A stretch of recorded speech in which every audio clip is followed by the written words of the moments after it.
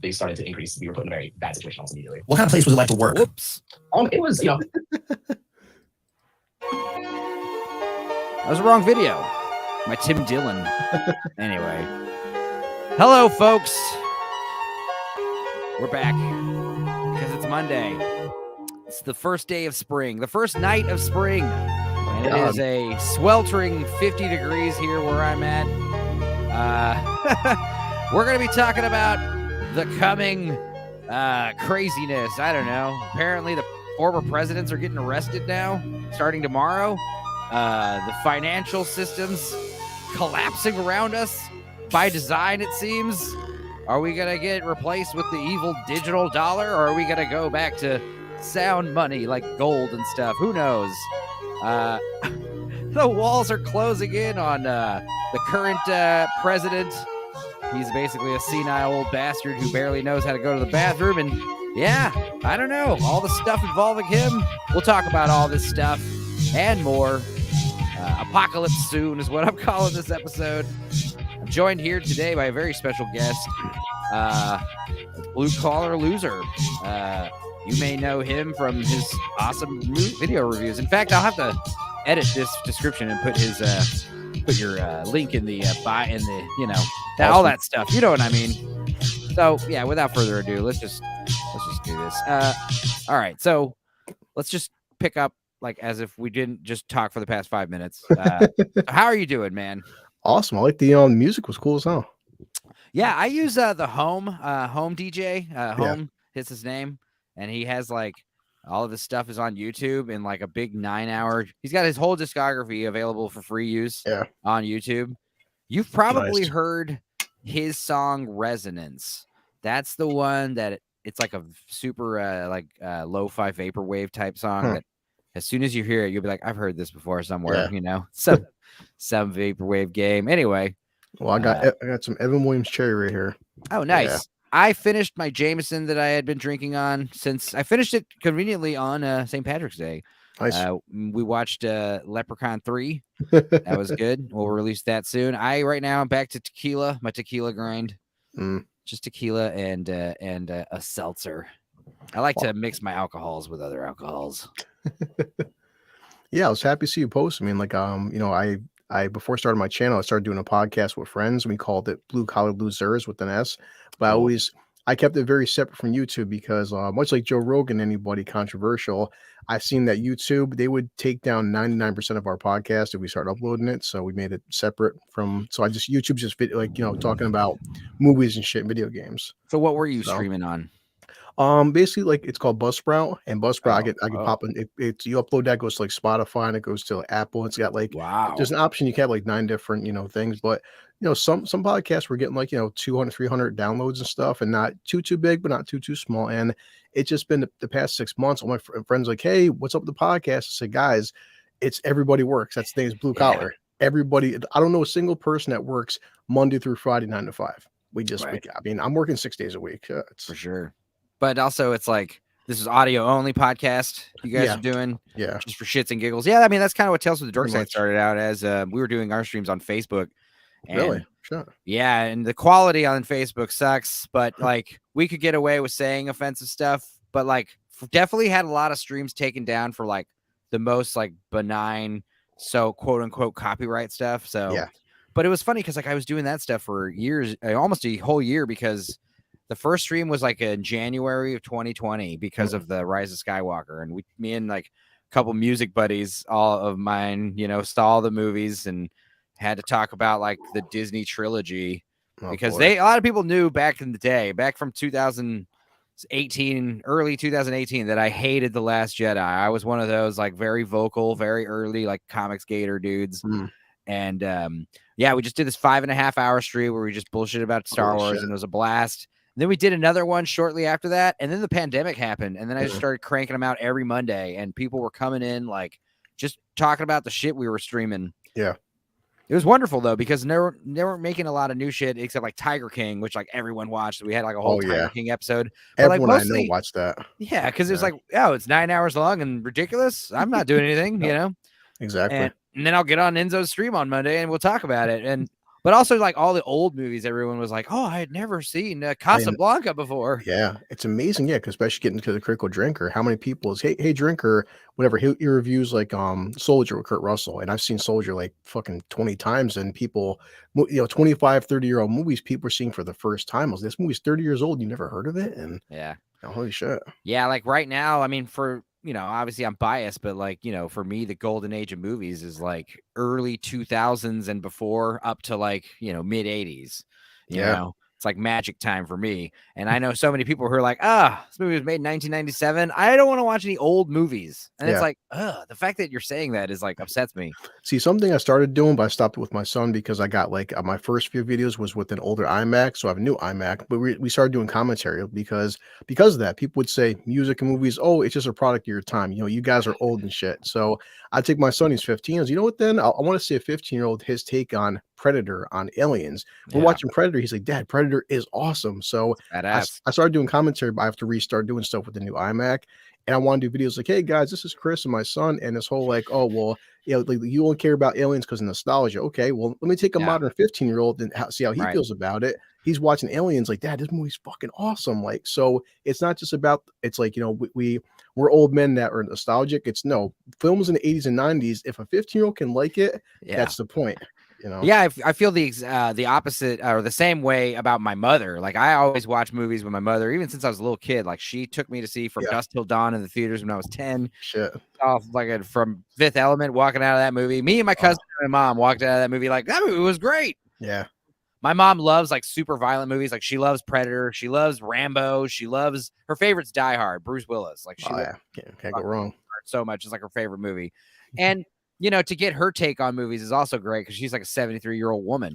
And I do like I made a comment today about The Last of Us where like my mother today, totally unprovoked. Yeah. Just like, hey, are we gonna watch more of that Last of Us show? And I was like, what? And she's like, I really like it, except for that ugly. Yeah.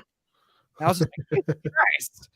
So it's not just like, oh, guys are being mean to that Bella Ramsey character. Yeah, God. My mother said that for no reason. Like, just I don't like that ugly. Yeah. I think the reason why she said that is because she's like a little shit in the show. Yeah, I mean, my mother's just turned 65, but she kept watching Walking Dead, but like anybody, I kind of started getting bored of it. But yeah, my mother so many times like, hey, Chris, they're remaking whatever. Hey, Mom, they're bringing back Flash Gordon or something, or they're redoing like pick Dune. And of course, my mother, she was a teenager when when Dune came out, so to her, she wasn't sure about the remake, and she's on the fence. Some remakes she likes, some remakes to her just you can't kill the classics, which I get that. So yeah, my mom's hilarious because like she's one of those ladies that's just like watching her damn informative Murph shows all the time, and she just loves them. And I'm just like, cool, let's watch Before the Devil Knows You're Dead. And she's like, I don't want to watch this. This is too violent. And I'm like, what are you talking about? First of all, these are fictional characters, so it's like not an exploitive, And secondly, when the movie's over, she's like, that movie was bad. It was insane. I loved it. It was crazy. It's like, yes. Yeah, it's right up your alley, mother. Yeah. Horrific like murders. Yeah. But yeah, that's the thing is like people have like such a wonderful life nowadays that like, we can literally just like watch like horrific like shows about murder all day to escape reality, Yeah.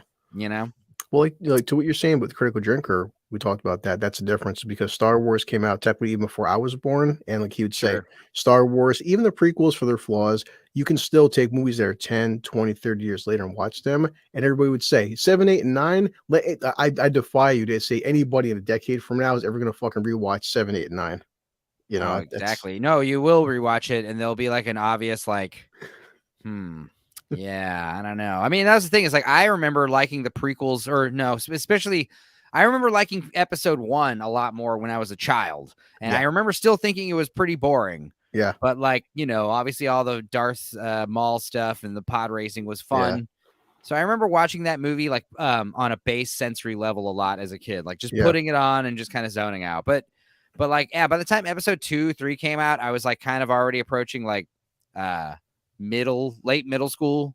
And I was already getting into like, I was a huge film buff since an early age, watching crazy, movies that's the thing is like SLC Punk. I love that movie as a teenager and I got older and I rewatched it. And it's like, it's still great. Still awesome. It's still a wonderful movie. It's very, And I feel like watching it as an older man now, I feel like I identify more with like Matthew Lillard's father in that movie now, Shooter McGavin. Yeah. But like I still enjoy the movie a great deal, you know, it's wonderful. And it's these movies, they withstand the test of time. Like someone made a post today on the Drinker page about Casablanca, how it was a good movie. And I'm like, yeah, there's a point where everyone watches Casablanca for the first time and it's like, oh, this boring old movie, black and white. Oh, it's all old timey, but there's a specific part, and it's the airport scene at the end of the movie where like, and the movie's short too, you know, you're only in like, it's like 80-minute mark or whatever. The airport scene's happening. And it's a moment where everyone who's watching it for the first time is like, God damn, this is a good movie. Like you just kind of got sucked into it. You didn't even realize it happened, you know? Yeah. You start out watching it like, yeah, some weird casino in Morocco. Okay. You know, everything's all black and old and white. And yeah. And by the end of the movie, you're like glued to the stream. You're almost crying and shit. You're like, oh my God. Yeah. No, definitely. Like you said, like, you know, Titanic came out the 20th anniversary. And I told my son at the time period, I just was in that phase when I was 17 years old, just didn't see Titanic in theaters. And I was like, you know what? I've seen it since then. And I enjoyed it, but I ain't gonna lie. First time in the theaters I saw it, we saw it together. And being 40 versus 17, I appreciated Titanic in ways I didn't appreciate 20 years ago. Sure. Just because, you know, like Titanic, the Drinker said. Go ahead. No, it's just like Drinker said, you know, take away the whole like love aspect the first half. In terms of a fucking disaster film, we got home. I mean, I watched about 2 hours and just like, my God, it's James Cameron again, the whole joke of raising the bar. Watch the behind the scenes of Titanic. Holy shit. Yeah, James Cameron, I always praise him for squeezing every penny out of those extremely high budget movies he has, you know? Like he was working in Baja, Mexico to avoid a day laborer cost, or paying day laborers to avoid union problems. And he was paying these day laborers in Mexico to like fucking perfectly replicate like all the deck chairs from the boat and stuff. It's ridiculous. But like James Cameron was also insane because if you ever watched like the Mr. Plinkett review of Titanic, that's amazing because he talks about, it's like, it's short too. It's a nice, like 30-minute watch, but he's like, he says, you know, Titanic's interesting because it's both one of the best movies ever made and one of the worst movies ever made at the same time. Because like on a technical level and on like, you know, utilitarian dialogue, exposition, moving the plot forward, making this like really perfect, like bringing the Titanic story to life, like making sure all the cast look like the real life people. Like it's insane how much detail he spent. But then you have these like incredibly one-dimensional supporting characters, like the mustache twirling fiance. I feel so sorry for fucking Billy Zane's character in that movie. He's just like bringing his fiance and his future mother-in-law across the ocean on a luxury liner, and she spends the whole time fucking flirting with some teenage vagabond, and then eventually having sex with him in a car. And your security guard has to like tell you, like, it's not good, dude. Sorry. Like, you know. Well, it's like even my super chat Drinker, him and Muller not too long ago, like 2 streams ago, about say Avatar 2. Say what you want about it, but guys, again, go watch Avatar 2 and look at the trailer for The Little Mermaid. And I'm like, this is why Avatar 2 did $2 billion for. Whatever is cheesy about that, just like the spectacle versus Little Mermaid CGI or Aquaman CGI underwater. That's why I gotta give Avatar, I'll give it leeway because of that shit. Like it's fucking breathtaking, man. Right. I still haven't seen it and I want to because like I know they're talking about like me like up in the top 3 or 4 posters in the page, and it's like the winner gets like some kind of John Wick DVD set and free tickets to the next John Wick movie. And I'm just like, and also unlimited admin, like, you know, you could just like post whatever you want without admin approval. And I'm like, okay, first of all, if I win, don't give me admin approval. All right. I'll tell you right now, I've had so many memes like not chosen, not like they're too spicy.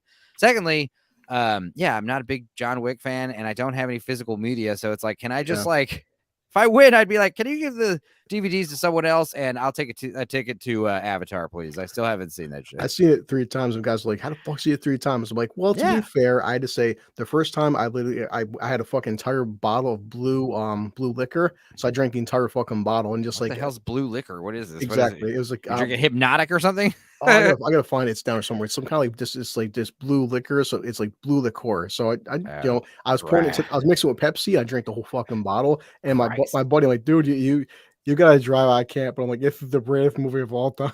So I missed half the plot because I was so fucking drunk. I had the chance to go see it in like January, tripping on mushrooms in a theater, but like the freak is super cold. It was like, and it was like still a fairly new movie. And it was like, no, I guess this would have been December, but it was like, I don't want to be surrounded by people freezing my ass off or in that kind of situation.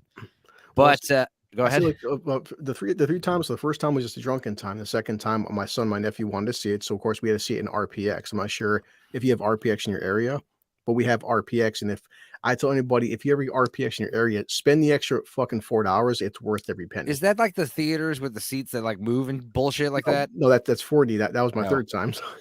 What's RPX? RPX is imagine your standard movie screen. Imagine it 70% bigger and fucking and surround sound like that much louder. So the screen, like you're watching a screen, the RPX screen is like this. You're like, holy fuck.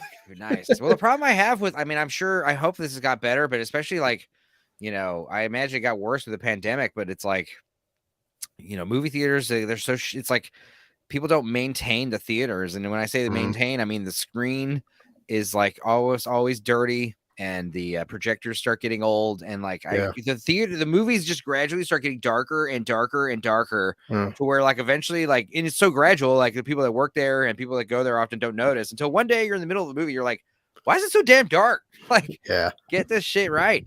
But that's why I'm fortunate, because I'm like, because I live in Albany, we have like access to malls. So the third time, because we're in Syracuse, New York. Syracuse is about an hour drive from my house. My sister Jennifer, like, Chris, I haven't seen a movie in about 8 years. She's like, my sister's like, I'm going to see Avatar in 4D. And in the state of New York, we have one 4D theater. It's in Syracuse, so it's about an hour drive. And that's one with the 4D. Yeah, imagine your fucking seat. Your seat's like this. Your seat's like this going around. You're getting splashed in the fucking face with water. When you're shooting the guns, the entire freaking there's smoke coming down and stuff. Explosions. The entire fucking theater is lighting up with fire. And there's these massive, huge fucking turbine fans. So when they're fucking flying, your hair's going like this and stuff. Dude, it's so funny because like I'm in a suburb of Houston, kind of. I'm in between Houston and Galveston, right? But I'm like technically on like the outskirts of Houston. It takes me 40 minutes to get inside Houston, and it'll take me like an hour and a half to get to the north side of Houston. Houston is so huge. And Austin, all this Texas in general. It's like when people in New England are like, oh, I had to drive across 5 states today. Took like 5 hours. I was like, what? It takes me 5 hours to drive to like the other city down the way, like it's insane. I'm so spoiled because we have Colony Center. Colony Center is about 8 minutes from my house, and Crossgates Mall is about 10 minutes from my house. And just like I'm so used to, I keep thinking. You grew up there? Yeah, it's good and it's bad. Like anything, people get homesick, but like comparison, like you were saying, I as bad as it is, I'm also spoiled by things like, hey, I have 2 major malls with 2 massive fucking theaters, and Syracuse is 1 hour drive, and Syracuse Mall is like the biggest mall in New York State. So everything's still pretty convenient versus people like you. I have to drive 3 hours to see a fucking movie or something. Yeah. Well, no, I'm close to theaters and stuff, but like when you say you're as bad as things are, what could you expand on that? What are you talking about there? I mean, the 2 biggest things, like anything, poverty and crime. It's just like there. You mean specifically in New York where you're at? Yeah, it's one of the things where my grandma bought this house when I was 10, and I'm 40 now, and just like you're seeing, it's every year you see your neighborhood going from a certain way to now you're like, I don't want to live here anymore. And in terms of like 2 years ago, Albany set some like 4th of July record for gun shootings, and my son's 15 and he's going to Albany High. When I was going to Albany High, we didn't have metal detectors and school shootings and bomb threats, and and just the neighborhood I'm in now, I'm like, man, I could at one point walk to the corner store at 2 o'clock in the morning. Now I won't leave my house past 7 o'clock at night. Crazy. It's so. Well, yeah, Austin, where I'm from, it got worse too, man. I mean, you hear about violent crime getting up, and just like the homeless in general, like how much more aggressive they are. Like when I first moved there, 2004, homeless people would hardly bother you, and if they did, it'd be like, excuse me, sir, can you have you change what Now it's like they yell at you from across, like, because they already used to, like, they already went through the phase where it's like they ask for change and nobody has change anymore because it was on plastic. So then what they started doing was like asking politely, like, can you go inside the store and maybe buy me something? Or like, when you're in the store, can you maybe buy something? Now it's to the point where when you're walking in a store, someone like under the pumps will just be standing there. They'll be like, yo, man, buy me a soda. And you'll just be like, is he talking to me? Like, yeah, you. And you'll be like, I'm just going to pretend I don't hear you. Dress like a homeless person. That's the big thing. Like the hoodie under the jacket with like a baseball hat and jeans. Nobody fucking bothers you. I feel sorry for like my lady friends who are like, anytime they go downtown, it's just like, ugh. Jeez. Yeah, our almost hasn't been. I mean, it's there, but it's not. That part hasn't been too aggressive. It's just especially The like I said, crime in general. during COVID and shit. We're hearing people are fucking, yeah, breaking this down, breaking that, destroying stores, destroying this, and Christ. Yeah, I'm scared to like leave my car downtown in Austin or anywhere, because it's like people just smash your shit for no reason. Yeah. Oh, here we go. I heard. Hey, Meg, guys. what's up? Make a Can you little hear me dog. okay? Yeah, I can turn you up on my end here a little bit, but I got it. Let's see. So, how you doing, Meg? This is Chris. Good. I still Blue have Collar some Loser. sound settings on my end. I need to fix real quick. Are you on your living room computer? No, I'm on the bedroom computer. You sound fine. Sound fine. But yeah, we were just talking about Blue Collar Loser. He's a blue collar guy. He's just a bus driver. He lives in Albany. Yeah. You drive the bus in Albany or another area? Unfortunately, yes, I drive the bus in Albany. But Albany's the capital. Is it describe the difference between Albany versus like New York City? The funny part is just I'm having problems with my current love interest. We went to New York City on her birthday, which is March 1st. We tried this place talking to Dark Hour. It's called Stoned Pizza. Everything's edible, from the chicken wings to the pizza to the soda. We had some edible goodies there. I came back off vacation and they gave me a random drug test, and I'm like, the state has legalized a substance. I went to a legal restaurant. I paid cash money. It's all legal, and companies like mine are still giving a shit about this. And a lot of employees are like, well, if it's legal, why are you still randomly drug testing us for? Yeah. So it's are you typing something, Megan, or are you clicking on something? What? No, I fixed my sound though. Okay, I just hear like a little tap every once in a while. It's the feds. Listen in. You can listen all you want, fuckers. You can't silence me. No, that's the other thing. It's like when I first started doing the show. My putting stuff on my nightstand. No, it's like I'm hearing like a click when you said stand and another click like shortly after that. Oh no, that's definitely our handlers. Okay, yeah, it's like a little tap in, tap out. But anyway, yeah, it's like I said, when we first started doing the show, we were specifically talking only about like stuff we were watching on fucking Netflix and crap, just because it was a distraction from all the nonsense in the news. But now it's like the past like years, it's like, oh, we're just talking about movies and shit, which is like a distraction from what we should be talking about. It's the crazy crap. No, it's like Tim Dillon the other day. He was like, yeah, we've got the biggest bank collapse in history going on right now, but you guys seen Outer Banks?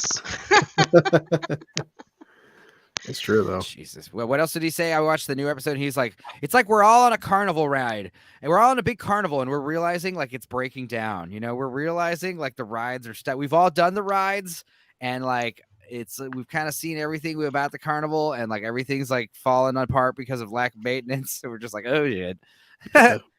But I've been telling Meg, it's like I feel like what's gonna happen here. With the economy, at least everyone's worried about these banks. Like, first of all, this woke bank crashing and burning is always funny, but then you find out there's like a bunch of other banks like collapsing, and you're like, that doesn't sound good. And now, of course, like every time the Biden administration say something, it's like I want to believe the exact opposite, because they've just like have a proven track record of being fucking wrong about everything. It's interesting that the other bank that's collapsing is Credit Suisse, which I guess they're being bought out by a different bank, so they don't collapse anymore. But the Swiss are getting more and more like California all the time. There is only, I think, 2 or 3 cantons, which is like states here, that voted against full burqas. Only time I've ever seen a woman it was 2 of them in full burqas, head to toe, with just a little net over the eyes, was in Switzerland, right across from the French Alps. And it's like, whoa. And so most of Switzerland is about it. They have this they've been hiring trans and progressive people because they want to like look better on the world stage. But as soon as they started doing that, now they need a bailout. Well, the problem with nepotism, normally, or corruption in that kind of regard, is usually what happens is the person who gets the job for whatever stupid reason, they don't deserve it. Like, oh, they're the person's son, or they fit some kind of. Usually, they're the person's son, and there's no attention drawn to who the new vice principal is, vice president guy is. It's just like, oh, you actually do some digging, and you're like, oh, it turns out that he's this person's son. So when he inevitably fucks up and has to be brushed under the rug, you kind of understand why he was hired in the first place. But with these new like purse puppy hires is what, they're like, hey, look at our new so-and-so of administration. They're this type of person. Look. And you're like, cool. And then when they shortly crash and burn like a month later, you're like, hey, what happened to that? What happened to that all-female team you were talking about? Oh, don't worry about it. It's just like, it's like if you weren't drawing so much attention to how great it was, it wouldn't be so embarrassing. Do you remember when everybody was super? Are you gonna talk about the bridge? Yes. Okay. Can you do me a favor? Because I love the bridge story, but can you get in? You'll have to. I hate to do this, but can you boot out on your computer and come in? You could just come in on your phone, Okay. Because you can get on your camera and you'll have better mic. But yes, Okay, I will tell the bridge story. There's like the engineering team. They had like a pedestrian bridge that walked over a street, a busy street, and it was like from a thoroughfare to like the campus or whatever. And they were very bragging about how like the engineers who designed this pedestrian bridge was all female. I want to say maybe even BIPOC people, but like the bridge went live and it fucking collapsed like a month later and killed some people. Holy shit. Yeah, no, you can keep laughing though. It's still funny. Oh, I mean, just kidding. But yeah, it's like, dude, if you hadn't made such a big, like they were all over the newspapers, like, look at our stupid pedestrian bridge, all female engineers. And you're like, okay. And you don't even think about that kind of stuff. You're like, all right, cool, good for you. But then later when the bridge collapsed, everyone's like, hey, wait a minute. Wasn't this the same bridge they were talking about? It's like, yeah, it was. Yeah. If you hadn't, like I said, don't bring attention to the nepotism. Yeah. You have your corruption hire. You kind of just like don't say anything about who they are. That way, when they fuck up and you have to like brush them under a rug and put them to another position, the money's just like moving around. Don't you know how to be corrupt, people? Come on. Don't you know? Like if I was corrupt, this is how I would do it. Well, that's what sucks nowadays. It's like we see this in Hollywood, but now everywhere. It's like, remember, there was a time frame where people were hired because you're the best candidate for the job. Now it's like, no, you're just a fucking diversity hire.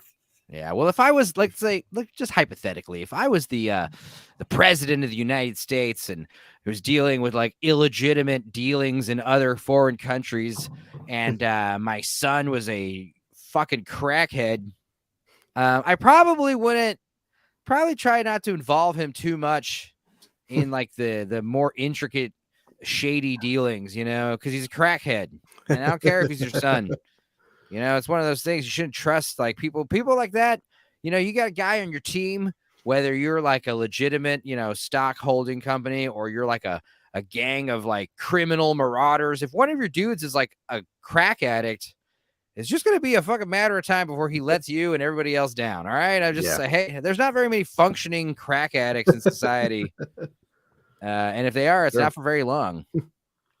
Anyway, I hope Meg isn't like lost in the bowels of cyberspace right now, trying to hop back in. Oh, I got mentioned. Oh, yay.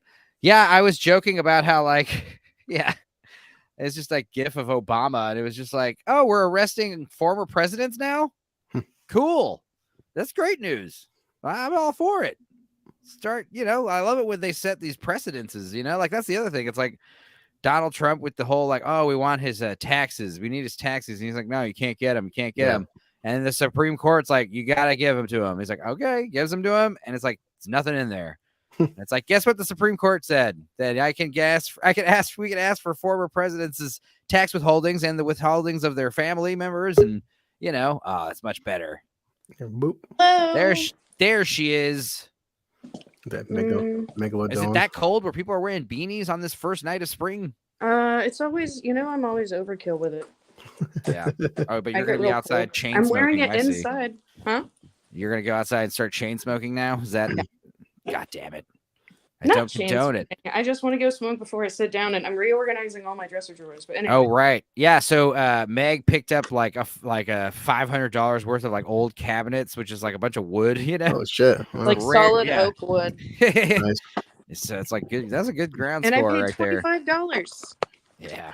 Well, at least she's wearing a beanie, and when it's cold outside, because I guess getting over people that wear beanies in the middle of August when it's 102 degrees outside and wearing beanies, like yeah, I had to rescue these toads again, and I put them back in their toad motel today. But like, yeah, it gets all cold and raining, and they like one of them's got like a gimpy leg, but they've been in that toad motel for like a year almost now.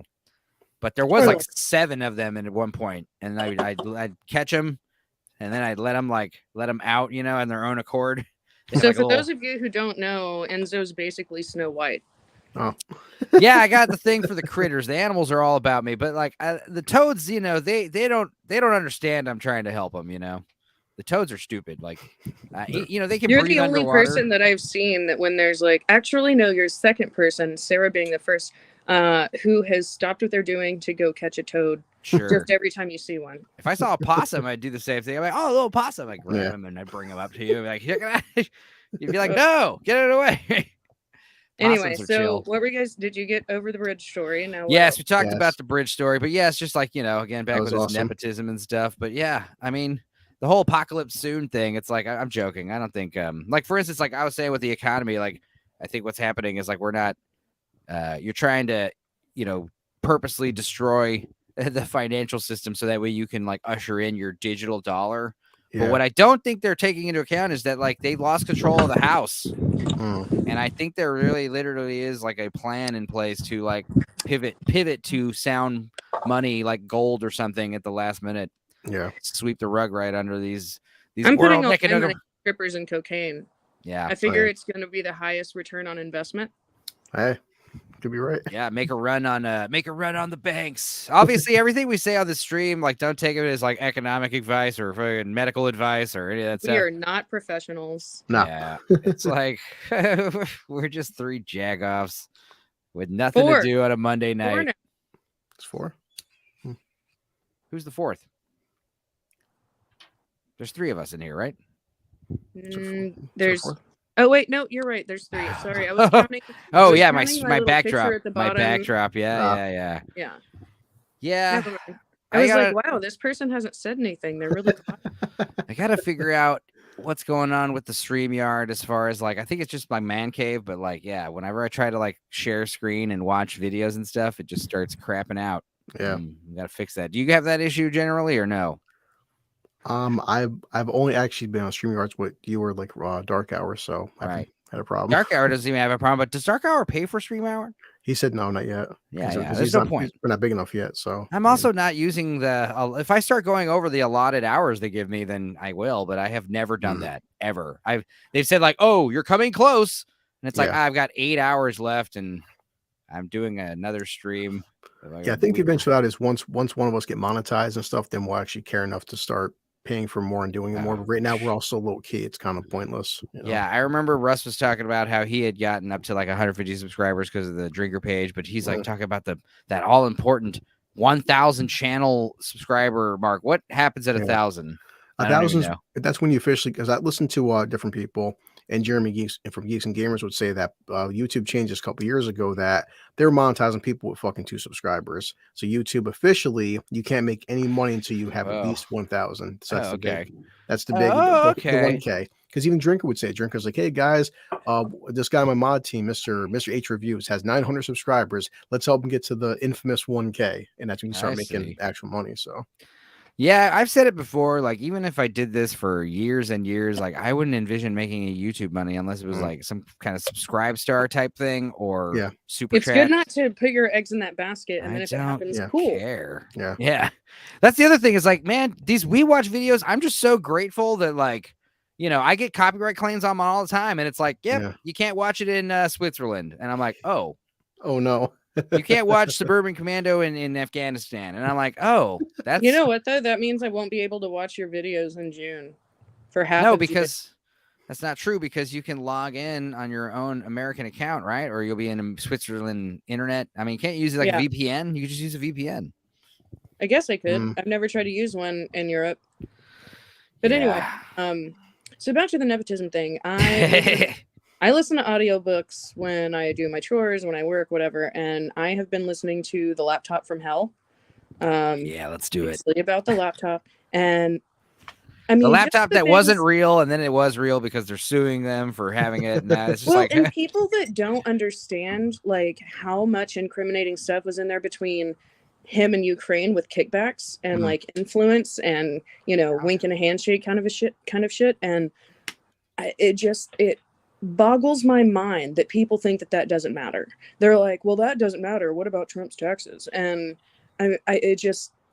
we are giving so fucking much money away, dude. So many arms, so much military equipment. And if you can't understand like the very recent, we're talking about like not a long time ago, the very recent, I mean, he was literally saying like, you know, send me this much money and you're gonna meet the big guy or whatever. And he was just peddling influence. Of course, he was hired by Burisma. He has zero experience in anything like gas related, and then he's all of a sudden hired by this place for, I think it was like 200 grand a year. But then of course he's getting, first of all, can we just talk about how he's fucking his dead brother's wife? Yeah. But all that stuff is just like Damn. And then on he the was surface. loading porn of them up to Pornhub with the title "Lonely Widow Gets Fucked" and stuff. Wow. Also like the stuff with his niece and shit that's alleged. It's just like, Mhm. what the hell, dude? Yeah, dude, there's pictures on his computer of like her in her underwear and like her doing drugs and Jesus. Yeah, they always say like, All oh, the here's a leaks- picture. Here's a picture of Donald Trump with his daughter sitting on his lap. yeah. And I'll be like, Oh my uh-huh. god, isn't he a pedo? Yeah. Yeah, okay, sure. Whatever you say, man. I mean, That's the thing. It's like you don't need to be a goddamn crazy like right wing, That's what I'm saying. conservative nut job like me and Megan were like hardcore fucking, hippie burner dudes. lefty Democrat burners. I Yeah. know, weed smoking hippies. We still And are. like it doesn't take a fucking genius to see who's telling the truth constantly and who's lying constantly. And like Yeah, I it agree. takes time, but like, oh, a year went by. It turns out they weren't lying about this. Oh, a year went by. It turns out they weren't lying about that.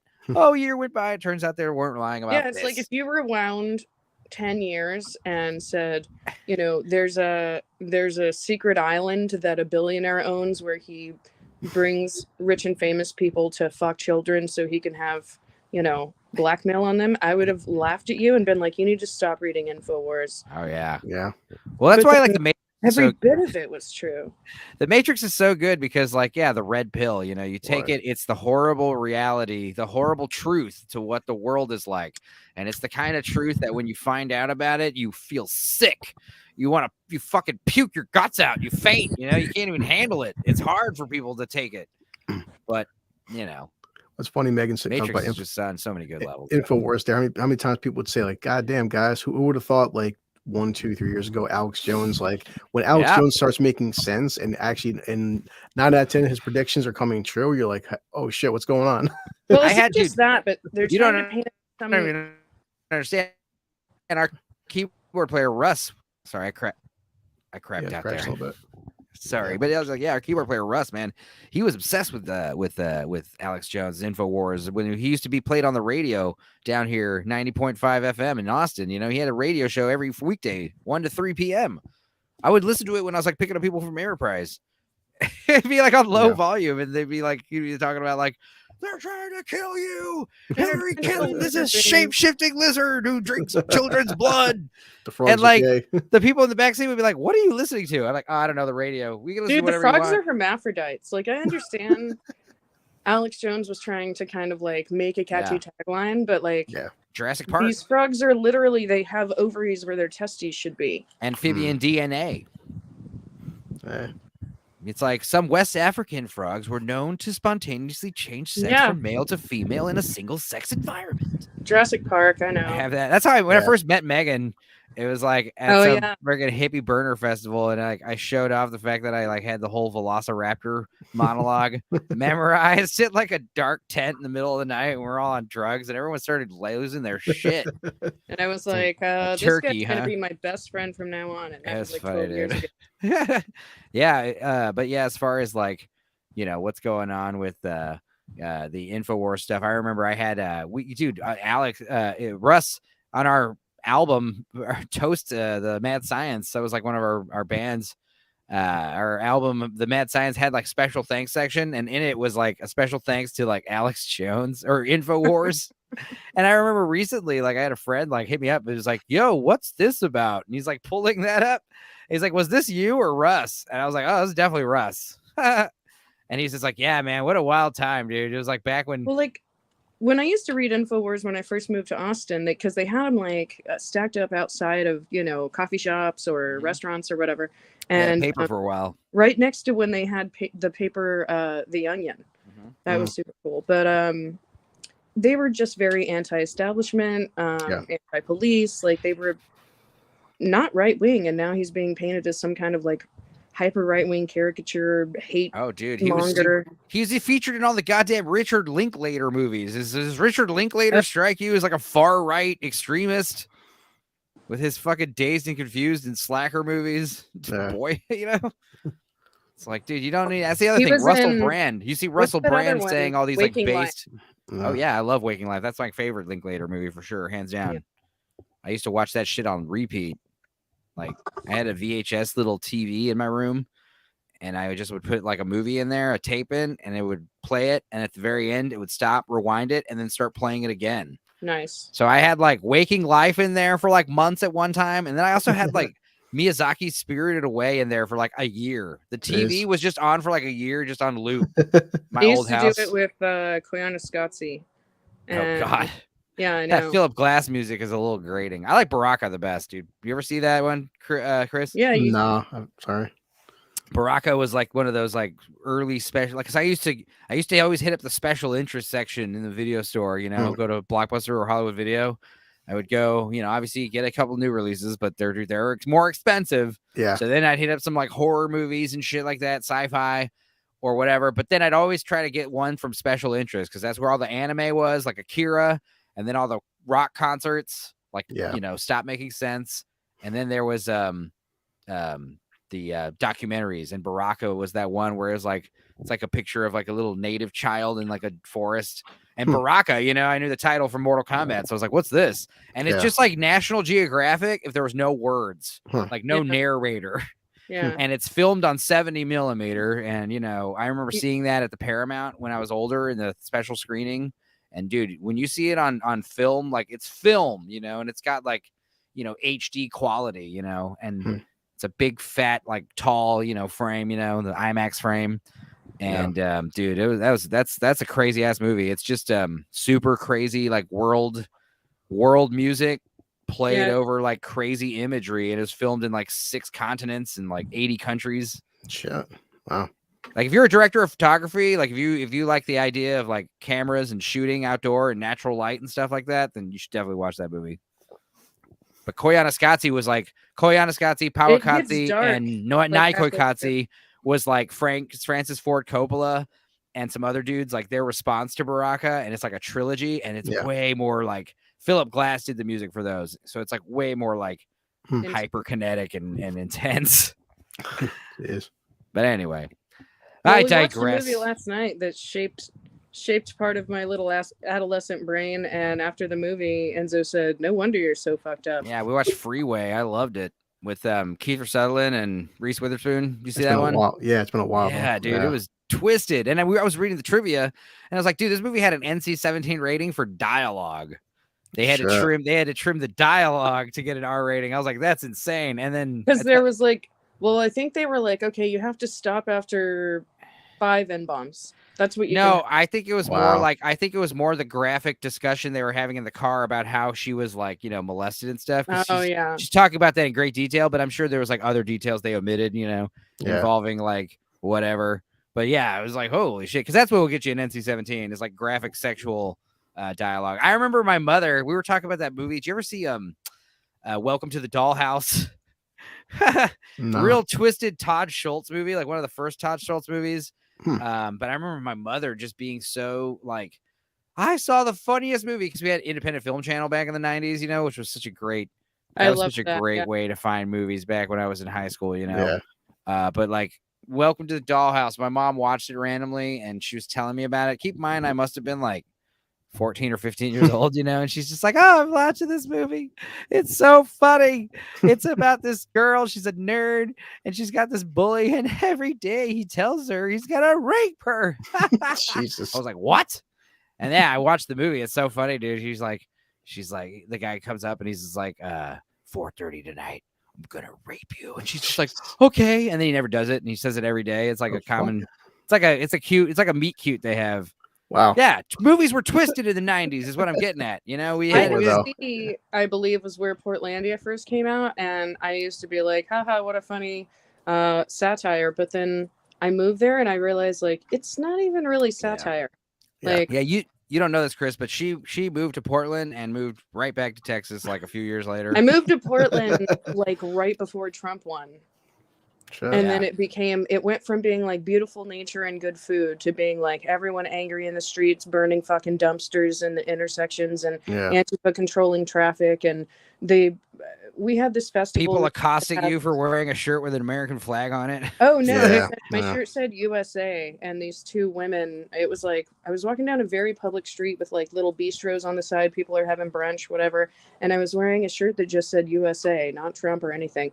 And these two women were walking past and started screaming, and I mean screaming intentionally to humiliate me, and they started screaming, Nazi fascist piece of shit, Nazi fascist piece of shit. Like I was, as I was walking down the street, and all these people were looking over because they were like, "Who's the Nazi fascist piece of shit?" You know, and what do you even say to that? What do you even do? People's. That's the thing is like I feel like we're coming to the point now where like if you are acting like crazy the past like 3 or 4 years, you've got to be having like some moments of self-doubt, some moments of like, are we the baddies? That's the problem, dude. You know, I don't think that's happening. Some of them are not. Yeah, they're so lost in the denial sauce. That's okay though. The red pill eventually becomes a red suppository. Like the longer you wait, the more painful that red pill becomes, dude. Where you start realizing like, who the fuck is actually like, you know, the ones that you should be trusting, or more specifically, not trusting. It's like I thought. You know, I know the thing about the drinker fans is like a lot of us are like kind of natural contrarians. Yeah. So, I mean, I don't know your political affiliations, man, and I don't really care, but I assume, you know, you're on the side of fucking sanity. But because just like being a natural contrarian, when someone says like, hey, everyone, like, love this guy, Kanye West, he's the best shit ever. And I'm like, no, he's not. He sucks. Yeah. And now the same people that told me to fucking love him are like, they hate him. And I'm like, see, what do you know, I was right. And then the thing about like the same people telling you like, you know, every president's the best ever, you should listen to them all. Like Obama's amazing. And I was like being in high school, like, no, he is not. Yeah, like not high school. I voted for him twice. Yeah, I voted for it. I wanted him to win too. I was like, hell yeah. But it took like 8 years. It took almost 8 years to realize, like, he's worse than the Bush guy. You know, he was worse than. And I thought Bush did 9/11. I still do. Yeah. Yeah. Well, that's another thing that, for me, it's kind of like the Warren Commission report, where it's like, if you believe the official story, you're just not. But like that's the thing is like let's say all the conspiracies are taken with, you know, more than a grain of salt, and you start listing every president and why they're all evil. Like let's say every president is getting on the chopping block regardless of their crimes, and we start listing their crimes. Like even Trump's like alleged like crimes that didn't even happen are like not even pale in comparison to like the stuff that we had to deal with before that. It's like, dude, you know how many bombs these people were dropping? Like, yeah. I remember, because it just burned in my brain, the amount of drones that Obama dropped just in his last year of presidency was 28,171 or 26,171 maybe. But it was enough for, if you average it out, it was one bomb every 20 minutes. Wow. And it's just like, no wonder they hate us. But like the idea is like, okay, so I mean, you know, with everything they say, everything you keep being told is like being proven to be a lie. Like the Tucker Carlson, the January 6th video, and it's like, okay, yeah, this is pretty damning footage here, and it's just like the next day, every news coverage is like Tucker Carlson lying on TV, lying to everybody. His false lies should be against the law. He's inciting violence. And it's like, he's showing unedited video here. I mean, I don't understand. You can't really spin it that much, you know? So you could tell that they have this like desperation, and now you don't know what's going on right now, but now you got Trump saying, oh, by the way, I'm going to get arrested tomorrow. And it's just like, first of all, like Chris Rock just said it. He said in DC, like last night, it's like, dude, if you guys arrest him, like you realize, like, it's like when you arrested Tupac, he started selling so many more albums after that. Like, this is not going to work. You're literally dumbasses if you try to arrest him, because He's not going to get, no charges will stick. It's apparently about the Stormy Daniels bullshit is why he's getting arrested. It was like, Oh, what? And Christ. we've fucking, already talked about this. it's already been like debunked and shit. And it's just like, and it's just like, you don't even need to be like, I don't know if it was I'm not even even a debunked. Trumper. You don't understand? You just have to have a passive knowledge in current events to know it's all bullshit. Yeah. And you're just like, okay, but then you find out they're going to arrest the former president over it. And you're just like, well, why don't we arrest like other former presidents for actual like war crimes? No, that's not going to happen. Okay. I mean, again, when you guys do this, it just makes me like more kind of want to side with the Trump guy. You're telling me like he's the danger to all society for the first time ever. Like all the fucking assholes on morning talk show televisions that I hate, they're all speaking in unison, telling me what I should or shouldn't do. It's funny. Like I try to stay kind of off politics for the most part, but like just the hypocrisy and comedy where we live in a nation where, one day one man gets a blowjob by a fucking intern and you want to impeach a U.S. president for oral sex. Like this is where we're at. He said, right. And of all things, you're talking old school. But of all things you could have done at that point, this is where your line is drawn by oral sex. Like you said, not anything else that he possibly could have done. Yeah, I mean that's the other thing about like I don't like talking politics too much either, but it's like I said, it's like, well, let's do one stream a year, or maybe 2 streams a year. Well, we'll actually talk about the news and like give you every bag. Well, it's like I feel like that's a scary part because Drinker and I'm guessing like Meg will. Some people are afraid to say, oh, by the way, Trump was right, or I kind of agree with Trump, or hey, maybe Trump wasn't wrong about everything. That's all you could say. You could literally just say that last one. And that's enough to have people try to get you fired. Dude, if somebody tried like an insane person, my boss and get me fired over that, he would just laugh in their face. But here's the thing: it's like like some people have said, it's like you just have to ignore them and just like, sorry, I can't help you. You'll only be canceled if you let them cancel you. I agree. 100%. And it's just like, yeah, okay, you had a problem with something I said. I'm sorry. We're allowed to have differing opinions, and some of these people have been demonstrating over the past 2 years that they're so stupid that they're literally a danger to myself and others. And yet I have to hold my tongue, shut up. Yeah, like shut the fuck Waters up. being like, if you see Trump supporters in public, you better go and make a fuss and make sure they know they're not welcome anywhere. Yeah. And it's that's the thing is you got that mayor of Chicago getting her ass handed to her. I mean, people are Lori just over Lightfoot. it. People are over it, dude. And the thing is, like these politicians, like a lot of them, I've been saying it way before Trump, but something definitely changed with him. I'm not sure. Are fucking this. Oh, fuck it up. I'm sorry. I'll say it's like the thing is like cutting out. Yeah, of course, right. What I'm saying, the most controversial shit. I was just saying, like for a long time before Trump, I was saying, politicians, they're installed. They're not elected. Elections are a sham. You're voting for the puppet on the right or the puppet on the left. That's a fucking line from Waking Life, which came out in the year 2002. Yeah. All right. Like, I mean, I was the Waking Life on repeat. You know what I mean? Like some of the stuff we talked about in the movie might have stuck.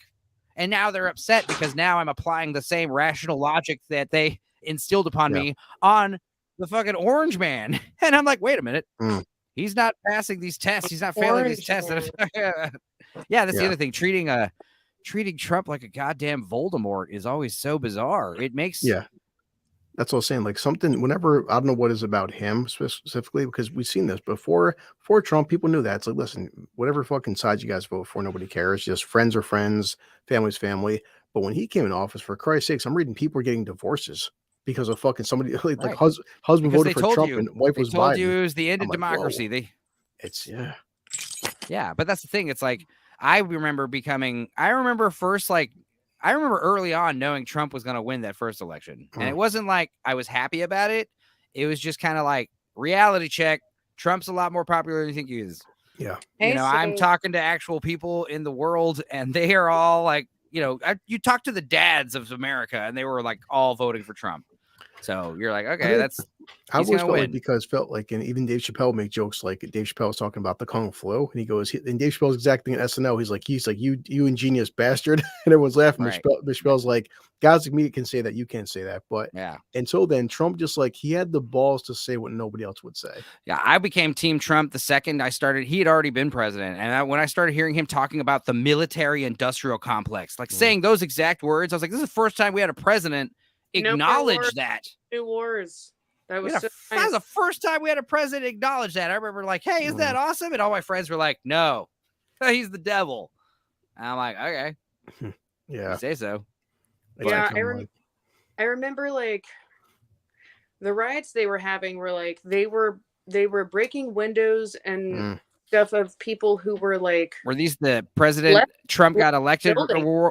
riots, or were these the George Floyd It was riots? the J20, like right after Trump won. Yeah. And so they were just, I mean, it didn't matter if people were putting signs on their windows that said, "We're Democrats, please we didn't vote for destroy our-" Trump. Yeah, and it's like, oh, you're right, Meg. that's so brown shirt. Yeah.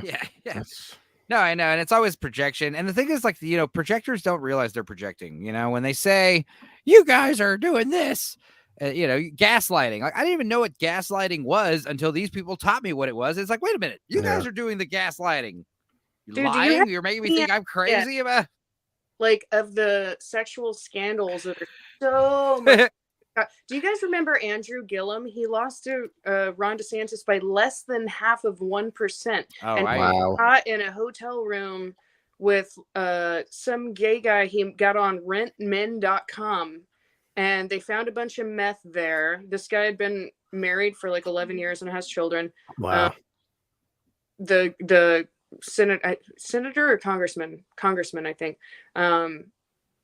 And yeah, they just made up this whole story. I'm trying to think if the guy died. Yeah, I think someone was dead or overdosed. But like, yeah, I think the gigolo overdosed. Yeah, but it's just funny because can you imagine if that was Trump? Can you imagine if Stormy? Oh my God, anybody? Or sure, dude. But that's the other thing is like I was so used to anytime like something happened to like a president or some elite member of Congress, it gets swept under the rug. So like I wasn't, it was super weird when you're seeing the news like trying to air every fucking piece of dirty laundry about the sitting president of the United States. And it just makes you think like, what the hell's going on here? Like, what the hell is going on here? Yeah. And then in Portland, they were like, oh, we're not going to listen to Trump. We're a sanctuary city. We like, they had to bring in like National Guard troops, and Trump was like, fuck you. You let this happen. Beg for it. Like, and I thought that was so funny, but there was just this one really big showdown where, like, back in the days with memes like of Base Stickman and right when Proud Boys was a thing and all this way back when, and there was this big, like, basically they tried to stop us from having some kind of meeting in like a federal or a state area, so they moved to a federal park, and then we were surrounded on four sides, one by cops, the other three by Antifa was one, a bunch of labor unions were the other, and then just a bunch of regular citizens were the other. And the Antifa side was directly across from us, and they were throwing glass bottles and bags of actual shit and piss. Actual shit and piss. Well, yeah, it's cheap. It's cheaper. It's cheaper than fake shit and piss. And they were using gopher gassers, which are like this. It's this poison that you put in gopher holes. The thing is, you're you know, like I said, blue collar's a bus driver. You've dealt with human shit and piss before, I'm sure. Yes, I have. Tell some of your story, because like he's talking about how he wants to quit his job because it's like too much. Oh, like, explain some of your. I can say one thing. Stories. During COVID, I talked to my different people, coworkers, supervisors, and stuff. That I mean, come on, you guys. Every Wednesday I do what we call a school tripper, and we're picking up middle school kids, and you're seeing kids from like 10 to 14 years old say language that I won't see on YouTube. And there was a certain level say on YouTube. Yeah. and I'm looking at like these, I'm a 15-year-old, but like when I was 14, we never spoke to like, first off, adults this way, let alone bus drivers. And since fucking COVID, I mean, I've been here for 8 years now, and COVID definitely made people a lot more ballsy to like want to put hands on us, want to spit on us, want to do things. And we're like, guys, we're just fucking bus drivers. The fare costs $1.50, and every single day, my biggest issue is like someone comes on the bus with a fucking iPhone. Like I have a cheap, like little friggin' I got Mint Mobile through Ryan Reynolds and a fucking Samsung phone here that costs friggin' $100. You know, some guy gets on a bus with a $1,200 iPhone. Hey, excuse me, I only have a quarter for the bus. You have a quarter for the bus, but you got a fucking $1,000 iPhone, bro. Like, yeah. But I mean, as far as like people getting aggressive with you and shit. It's like, They have. yeah, We've had a lot of issues. Like, well, we finally we put down with those plastic dividers and stuff because even during COVID, there was no plastic dividers. So people walk onto the bus and they're just like sneezing, coughing, hacking.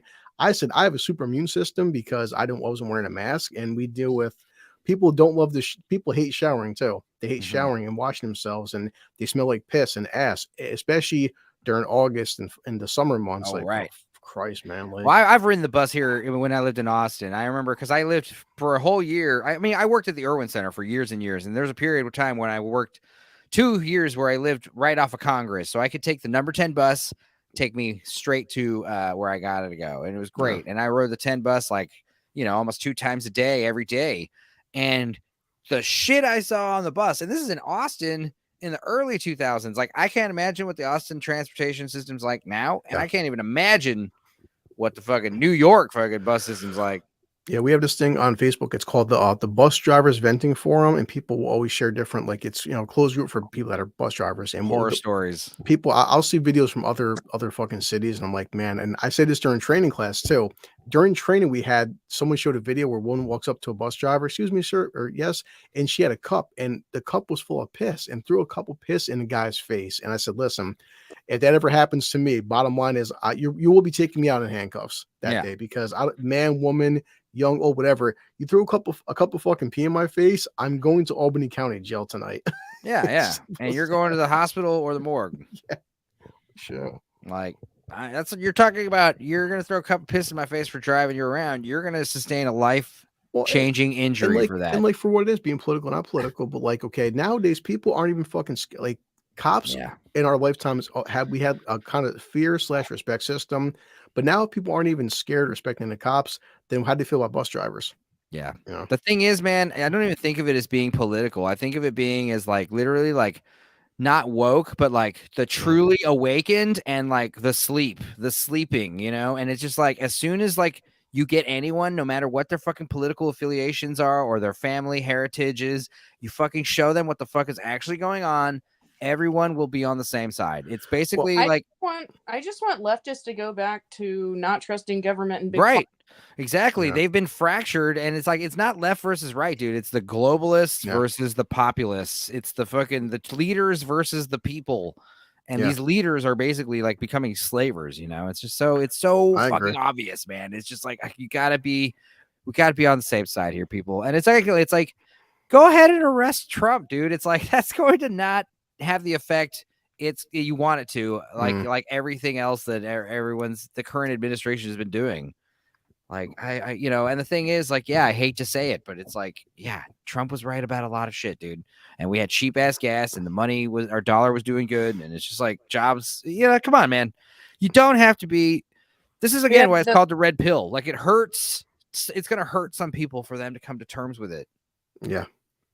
Some people might not even fucking live with themselves if it gets to a certain degree, and if we find out certain things.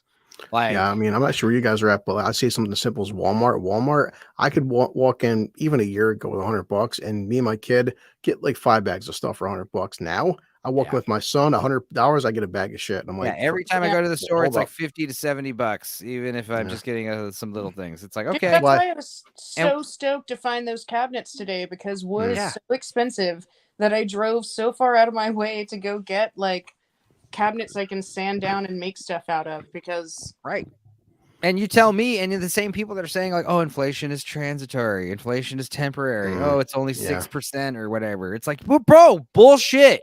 Everyone around us can tell like what's happening here, and we're just like not allowed to talk about it. Yeah, especially the past 6 months, I joke but not joke, saying, guys, this is most because Russ Darker knows this. Me and Wes have been in prison, and I said, in my lifetime legally, I've never made this much money in my lifetime legally. And I've never felt this fucking broke in my life. And I can't understand how I'm making almost 6 figures a year. I mean, at least in New York State, like, I'm making almost 6 figures a year, and I'm living paycheck to fucking paycheck. Do you live like in upstate, or? I'm in Albany. So. Oh, okay. Yeah, nice. But and like what Stependo was saying is that New York City, yes, definitely the biggest difference between Albany and New York City is like the price of living. Like I'll be down in New York City, and I'm like, how does anybody like in New York City $100,000 a year is like making $8 an hour because everything's so fucking expensive and shit. But Albany's getting pretty bad. So I mean, It's not just in the United States either, man. Something It's simple all as over this. the Like world. this, I got this ocean spray from Walmart. This was 96 months ago. This was $250. Now this is $350. I mean, Oh, just something simple as this. Like this name is brand. That's the thing is like we're blessed here in Texas with HEB because in HEB, like the store brand stuff is not like shitty. You go to Walmart, the store brand, the Great Value crap, it sucks. There's a difference between like Great Value, cranberry juice, versus like ocean spray. Whereas HEB, it's like, oh, the HEB brand stuff is great, but like for instance, like my mother, she wanted to make a 7-Up salad for something. I can't remember what holiday it was, but it was like this would have been like probably for Christmas or Thanksgiving. And it was like, okay, I can get HEB brand like Sprite for like a 12-pack is like $3 or $4, or the 7-Up is like almost $8. Can we talk about what the fuck a 7-Up salad is? It's basically like a pineapple fluff salad. Pineapple fluff salad, you know what that is? It's like 70s shit. Jello and marshmallows and What the fuck? That you know those, it's old lady dessert. Oh, my mother and all of her sisters, they love it. Pineapple fluff salad. My aunt makes it every Thanksgiving, but then there's like a whole bowl. Cool Whip and marshmallows and 7-Up instead of water in the Jello, and you mix it all up and you put it, whipped cream on top. Yeah, I don't know. My God, yeah. It's a weird texture thing. I'm not a fan of. I'm more of a fan of like dairy-based desserts, like flan and pudding and chocolate and cheesecake. Cheesecake, yes. Yeah. Like you're saying, with people bitch about the gas prices. Like, I mean, I even not a year ago, $20. I was driving a Honda Civic, $20. I could almost get like a full tank. Now, $20, I get a quarter of a tank.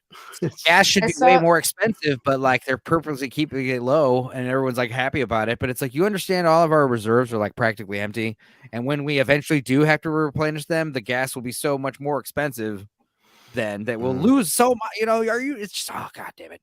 I was on Reddit and I saw this it was like a TikTok that had been posted to Reddit, and this girl was like zooming in on her boyfriend, and she was like, "Will you take me somewhere expensive tonight?" And he looks at her like, and then he's like, "You know what? Sure, go get dressed."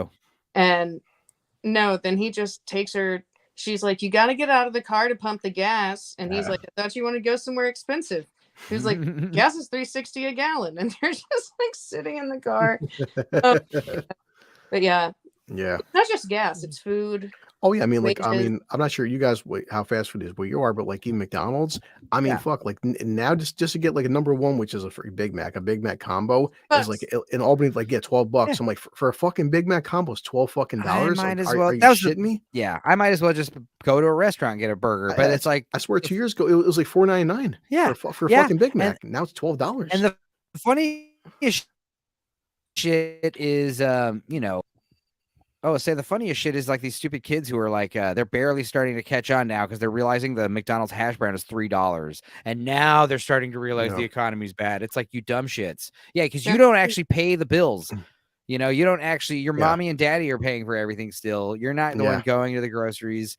That's the other thing. You're having everything Uber to you or favor to you. You're not going exactly to the actual grocery store. It's increased every time you go there. It's like, that's why on YouTube the only thing like political I do for comedy is listen to Steven Crowder, and Crowder would say things like, you get these kids that are, my son's 15 and 16-year-old kids, 17-year-old kids, they want to start McDonald's making $20 an hour. It's like, dude, $20 an hour. I've worked Arby's and Burger King. You're flipping burgers, son. You don't need to make $20 an hour making fucking Big Macs. Like, I actually listen to half political, half pop culture nonsense, but it's I feel really torn about this because I do think that Gen Z is super spoiled and they want the latest phone. They get all their food delivered. They got to have nice whatever. But I also feel like it is actually literally way harder for them than it was for like boomers for like home ownership. Oh, totally. Oh, definitely. Yeah. That's why a lot of them. That's why that's like they all have a ton of student debt.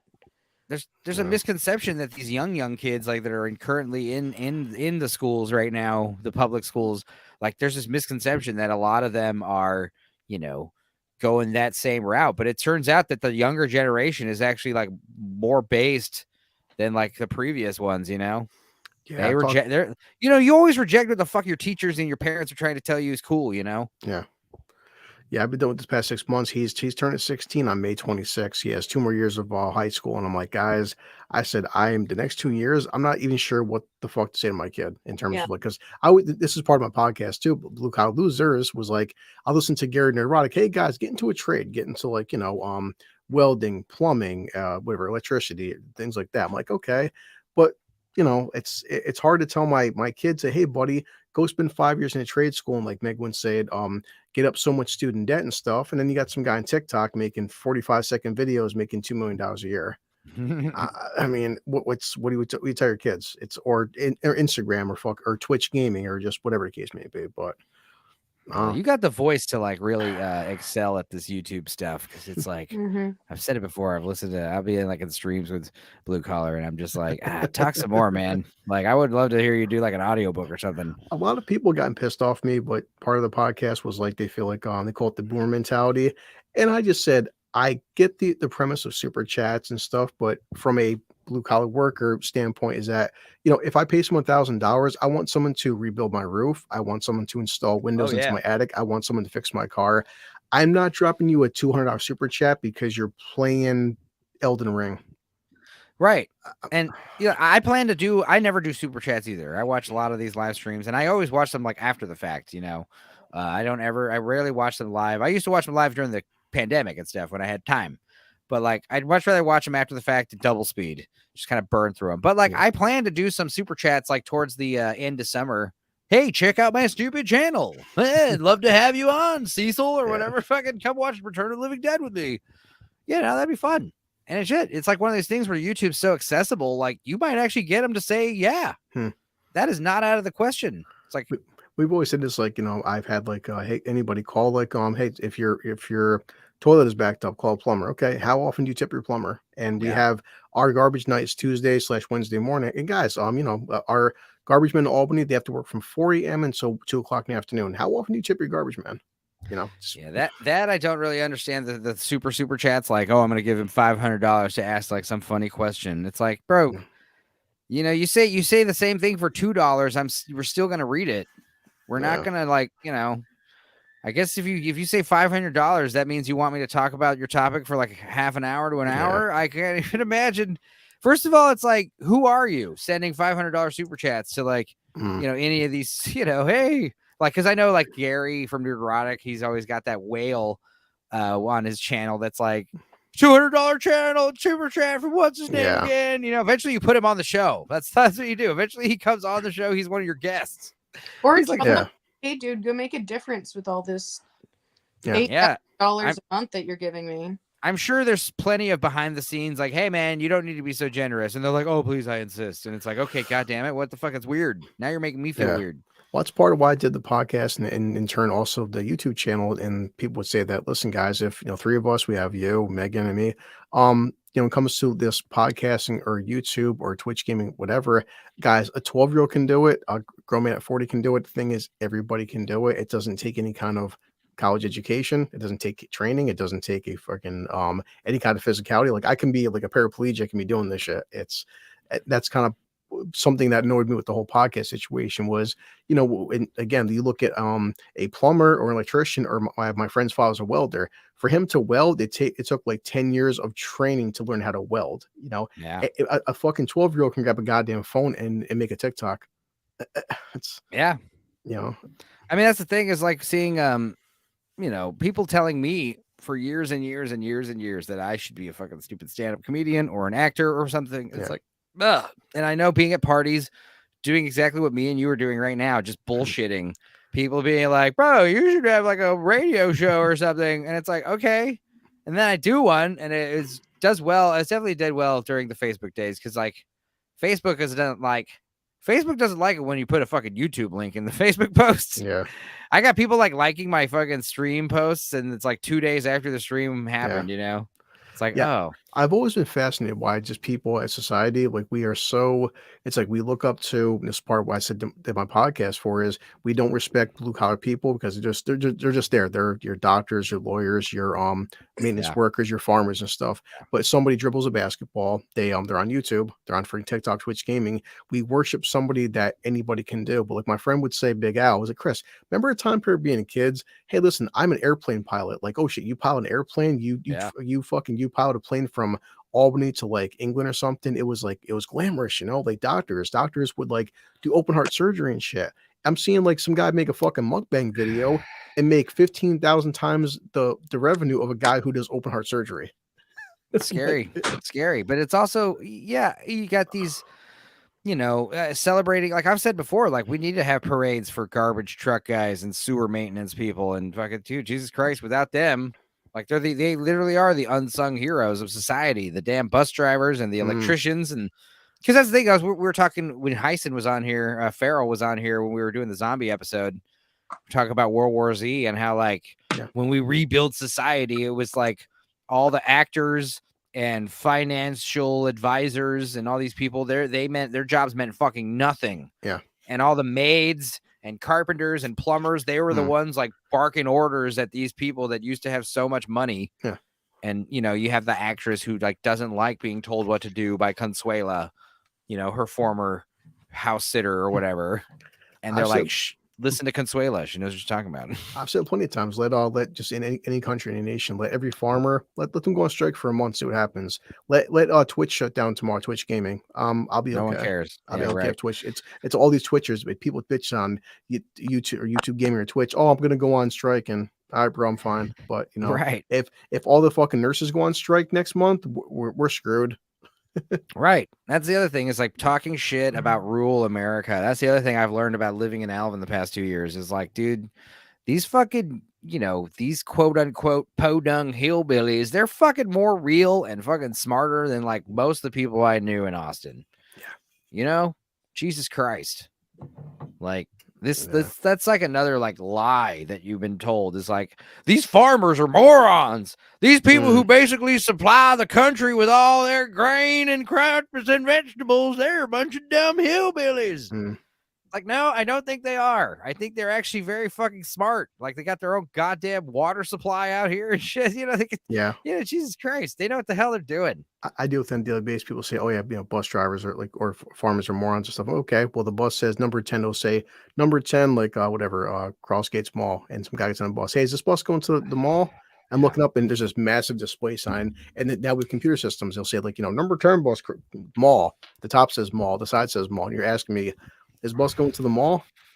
Go ask Siri. Yeah, I mean, I don't know. I don't know how many. That's the other thing people are gonna, especially with the ChatGPT. Like it's awesome, but people are using this stuff for the wrong reasons. Like they're using it for stupid shortcut reasons. So like they're just going to be asking like, "Hey, ChatGPT, what's this? What do I do for this?" Well, how is it? Kind of like how people don't use math anymore because everyone's got a calculator on their phone. But now it's like people aren't even going to have to like respond. It's like that South Park episode. You won't even need to text. That South Park episode, I was fucking dying. You won't even need to text your loved ones anymore. Like, Megan doesn't even realize this, but every time she texts me, I just like feed her text into ChatGPT and I just copy and paste ChatGPT's response. She hasn't even texted me in half a year. She doesn't even realize it. ChatGPT is good at finding the best memes, I guess. No, South Park was great. That was the plot of South Park. Like you're using ChatGPT for writing your essays, and then the teacher's using ChatGPT to grade the essays. Like even like Gary Nerdrock would say, this the past 4 episodes of South Park. Holy Christ, we're on season 300 or some shit, and these guys they still got it. Man. Well, it's not that they still got it; they definitely like fell out of it for a little while. Like especially when they started going to serialized, they was like, but they made that part of the seasonal arc that they went serialized, and it was part of like, but it was just like, it's just so much better when it was just one-offs. And the thing is, I say it all the time, where it's like people like this the stupid serialized canonical television because it's easier to write because you don't have to trim the fat. You can just kind of stream of consciousness write it. Yeah. And these things about like these one-off shows like Tales from the Crypt, it's like every episode you had to come up with a whole nother story, whole nother set of characters, whole nother fucking setting. But to And it's be just- fair, the bar for that show was pretty low for the storytelling. I love that fucking show. You I bite felt your tongue. on par with porn in terms of No, it's on par with like old timey comic book stories. You know, it's based literally off of the old timey comics they were based off of. Remember But, Tales from the Crypt? My only episode that was always stuck in my head was the one, the werewolf, the kid, and he had two Yes. vampire parents. I just loved that. Dude, was and it was awesome. Dr. Giggles was like the friendly butler, and his job is to like fatten him up, Yeah. feed him just nothing but sugar all day, every day. And he eats that for weeks. It's like, dude, you would die. You'd be like, oh, please, I'd love a hot dog or something. But yeah, I mean, I would love to down the line do a Tales from the Crypt episode where we just talk about all of our favorite fucking Tales from the Crypt episodes, because I've tried to like show it to Meg and some other people, and it's like, yeah, it's okay, it's fun, I guess. Yeah. I mean, I've seen it. I grew up watching it. It's just that, like, you're like, let's watch it for 3 hours. Oh, especially around Halloween. It's like, dude, they got all of them up on YouTube, man. It's just like, dude, how being a kid, that fucking Crypt Keeper scared the shit out of me. Amazing. And the other thing I realized recently was like his eyes are literally the same eyes as Chucky. Wow. It's the same puppeteer, you know, the same makeup people. So like Crypt Keeper and Chucky have the same eyeballs. But what's so funny about political espionage and collapse of society? No, I'm just joking. Like segue into that. But yeah, I don't know. I mean, obviously things are going to be okay. No matter what happens, I'm not worried about the future. I'm comfy, like all the other, Q people. We're all just sitting comfy. It's just so funny, man. But like, yeah. The only thing I'm kind of concerned / I guess worried about is the more we do make automation, in terms of like I'm seeing more like McDonald's, more Walmart's having the self-checkout lanes. Yeah. And I'm even seeing like, it wouldn't happen, I think, in my lifetime, but more my son's era, where they are actually making testing in other countries more automated buses, where it's going to become now city buses will be self-automated. And it's just it's that much more jobs being cut. And I seen was down in Texas, they had the first ever self-automated like Burger King drive-through where just one person was inside and they were just restocking the meats and stuff and everything. But everything, the cooking, the drive-through to take out, everything's all automated. Just one person working inside just to keep restocking shit. Yeah, and learn how to work the machines. They're making that one first Walmart, the entire Walmart, just one person was walking around to ask some customer questions, 15 lanes and all the stocks and shelves, everything's automated. And like that's an entire store full of more jobs cut. And I'm like, guys, it's like, where's everybody going to work the next 20 years? I don't know. Like, here's the thing about working. The thing about working right now, people have these jobs that will get replaced. Like they're not going to get cut. Like you said, like, yeah, obviously there's going to be less jobs, but the thing is the root of all these problems is our economy. The World Economic, not the World Economic Forum, the West Central Bank, the private West Central banking system, what's the central, what's the bank? IMF? But the IMF is one of them, but the big one, the one that sounds like it's a government name. It's it's on the tip of my tongue. I'm brain farting. Treasury? Yeah, no, not the Treasury. It doesn't matter. The point is, it'll come to me in a second. Federal Reserve? The Federal Reserve. Thank you, my dear. Oh my God. The Federal Reserve. The Federal Reserve sounds like it's a branch of the government. It's actually a private corporation and it loans us our own money. So every dollar we have has interest on it. Debt. So we're always in debt. So the idea is we just have to abolish the Federal Reserve. It's so fucking simple. Abolish the Federal Reserve, switch back to a gold-backed currency, and we're talking about a time it's also a monopoly. Like dude, you can pay all of the taxes that run the entire infrastructure. You have to understand all of our tax money goes to like lobbies and bullshit we don't even have any part of. Ukraine. You can pay all of our infrastructure taxes with just a sales tax. Tax, and that's it. Any kind of federal tax is bullshit. Any kind of people are like, property tax, if we income had taxes. Government, if people are like, if we had small government, who would build the roads? And it's like, I have to pay for every road I drive on the way to work. Yeah. Look at every goddamn small town in Europe that have like roads that are like 1,000 years old. Yeah. Not wrong. That's the thing. It's like we've been told what to do, and the people that are in charge just purposely like don't do it. They're like, I guess we'll just raise interest rates again. I mean, it's like, oh god damn it, you idiots, you fucking dumb shits. You're doing it on purpose. We're not stupid. And if you are stupid, it's okay. The people that aren't stupid can hold your hands and explain to you. That's kind of why I want to do one of these streams every once in a while. Like, hey, idiots. I Like, do shit's... not like the chairwoman of the Fed right now. The oh yeah, Janet. yeah. She's the worst. She's a fucking liar. She's a goddamn black-eyed witch. Yeah, that's true. She just like, she literally said, they literally cornered her and caught her saying, like, her intention is to get people. They're saying like, oh, well, we will insure if you're in a giant bank, but if you're in a small, like, private family-owned bank, you won't be totally insured. So you're basically encouraging people to take a run on the smaller banks and invest all their money in these giant banks, because the whole idea is we can't get everyone's money rounded up and have track of every single digital dollar unless everything's in some kind of centralized federal system. That's the big plan. Just like all of our food and just like all of the land, it's so fucking by the numbers. And it's just like, no.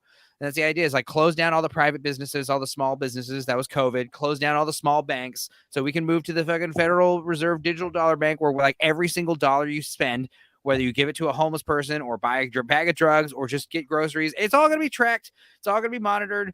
And and you say the wrong thing on the internet, you can just get your money turned off. You go to some protest you're not supposed to do, you can just turn your money off at the click of a button. No. That's not what's going to happen. At the very last minute, I guarantee you, like, we're going to be watching a very exciting month. This month is going to be awesome. What are you going to do if you're not right? Are you going to song and dance? What are you going to If I'm not right, I'll do first I'll pick you up from Austin, from Leander. And then we'll have a Megan moving to Alvin stream / me eat crow stream. It's gonna be like me cursing in a U-Haul. Yeah, it'll be like, oh well, maybe things aren't gonna be so great. That's the other thing though, is like we have to reach a precipice. Things have to get extra.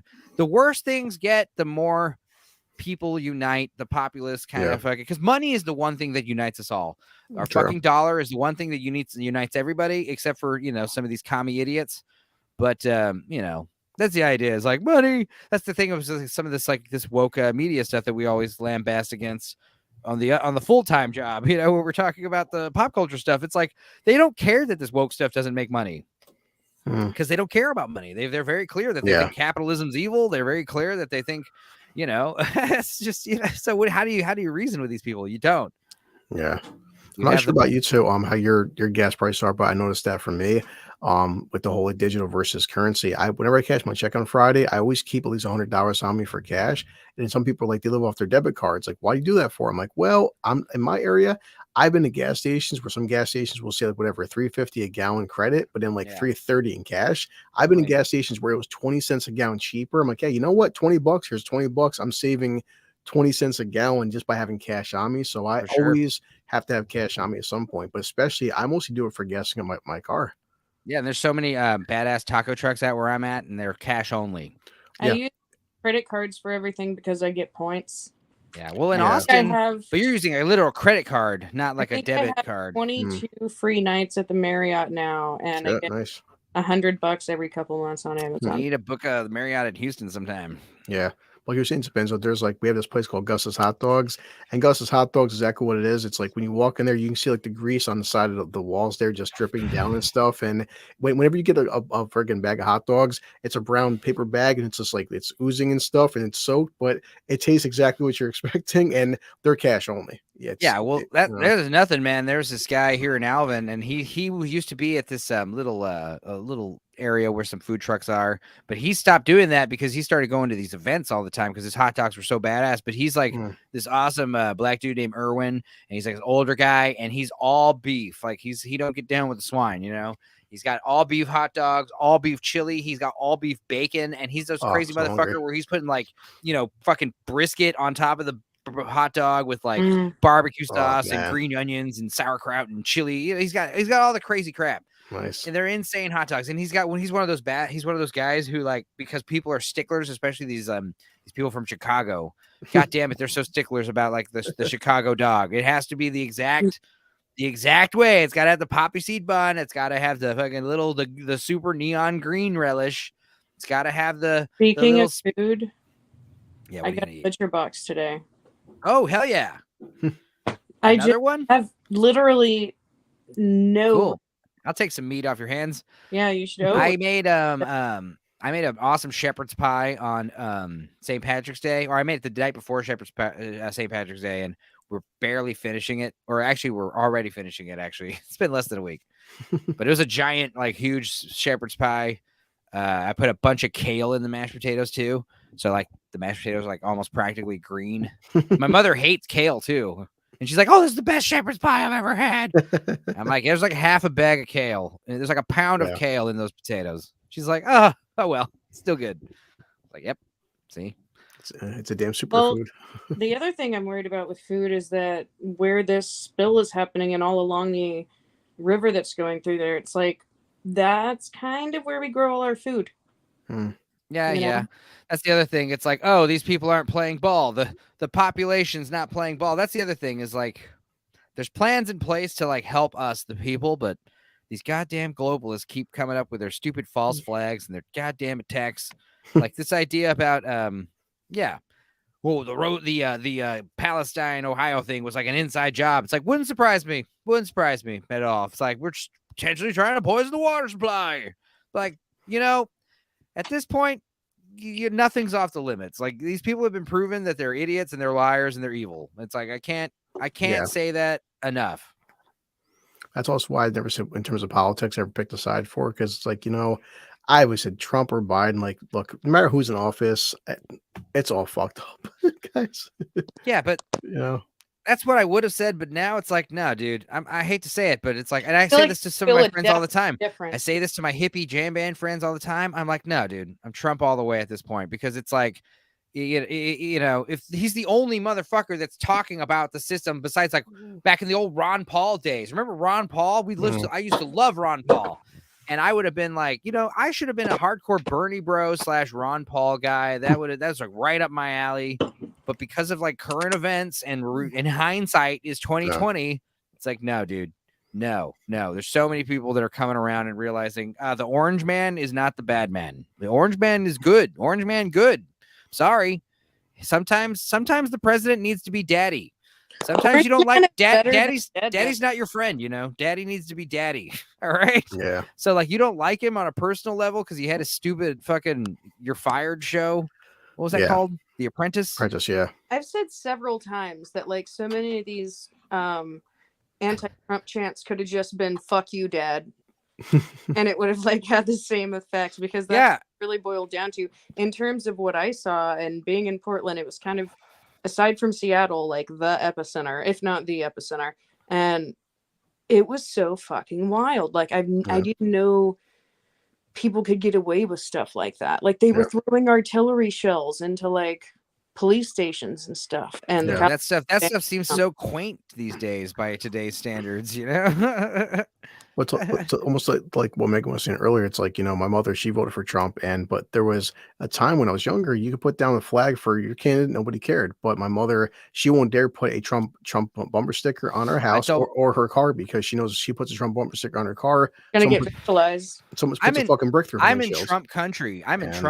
And I still tell my mom, like, nah, don't do it. Even if our neighbors are doing it, still don't do it, because I'm gonna assume everyone out here is like in Trump land. That's the thing, is like I talk to people all the time. I go to karaoke all over the place every fucking week, twice a week. I talk to fucking lesbians. They love karaoke. I talk to like redneck country guys who like can't sing for shit. I talk to crazy biker dudes.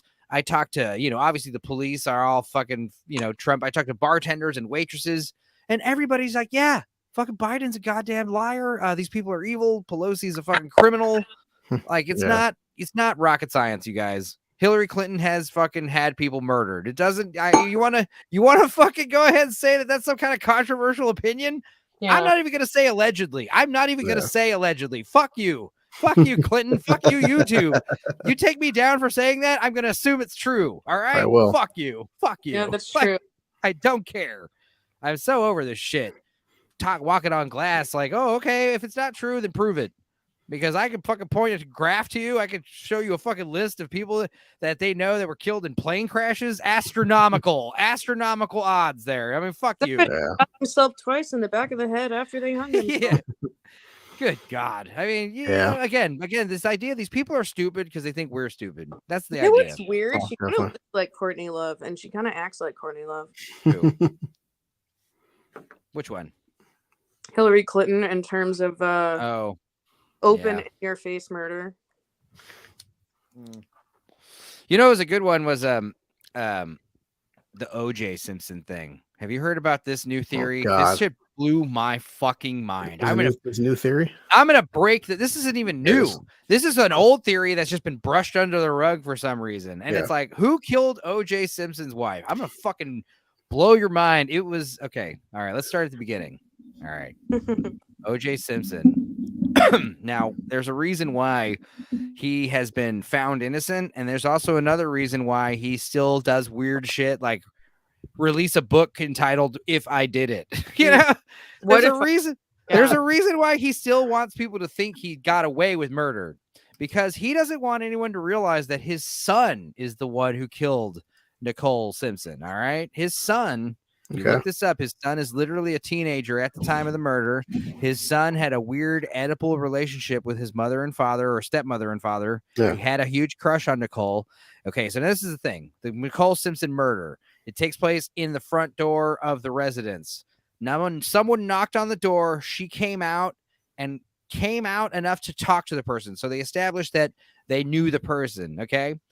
For some reason, she is, the other guy is stabbed once, and she's practically decapitated. All right. Yeah. So what they say is in domestic violence, domestic abuse, 9 times out of the 10, when a domestic abuser, a male husband who fucking routinely beats his wife, takes advantage of his wife, 9 times out of 10, they kill their spouse on accident. They went too far, because you don't want to lose your little toy, right? Yeah. So the idea of like stabbing someone until their head is coming off, that is obviously like something else. Yeah. That is like a deep fucking rage of some kind. And then also stabbing the guy once only, fatally stabbing him. So basically what they're saying is it was the son. The son shows up, knocks on the door to talk about her leaving his husband, his dad, finds the guy, goes into a fit of rage, pulls out the knife, stabs her, then stabs the guy once, then goes back to stabbing her. Now, you have to understand, O.J. Simpson's teenage son had a history of violence and crazy manic behavior and shit. All right? Most people don't even know about this. I did it. I was like, what the fuck? Are you serious?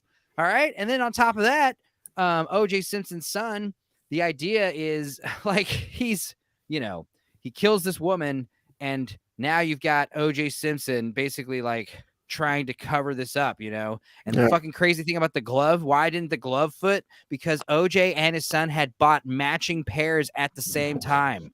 That is literally his son's glove. That's why it's too tight. Dear God. Dude, it's crazy, dude. And it's just like there's so much other shit. And you're like, what? You're like, yeah, that's just why O.J., he'd rather be the fall guy because he doesn't want anyone snooping around fucking his son. Because he was the one. He had the Oedipal rage. He had the motive. It's insane. It's crazy. I remember being told this for the first time on some random chick on Discord just dropping this on me. I was like, what?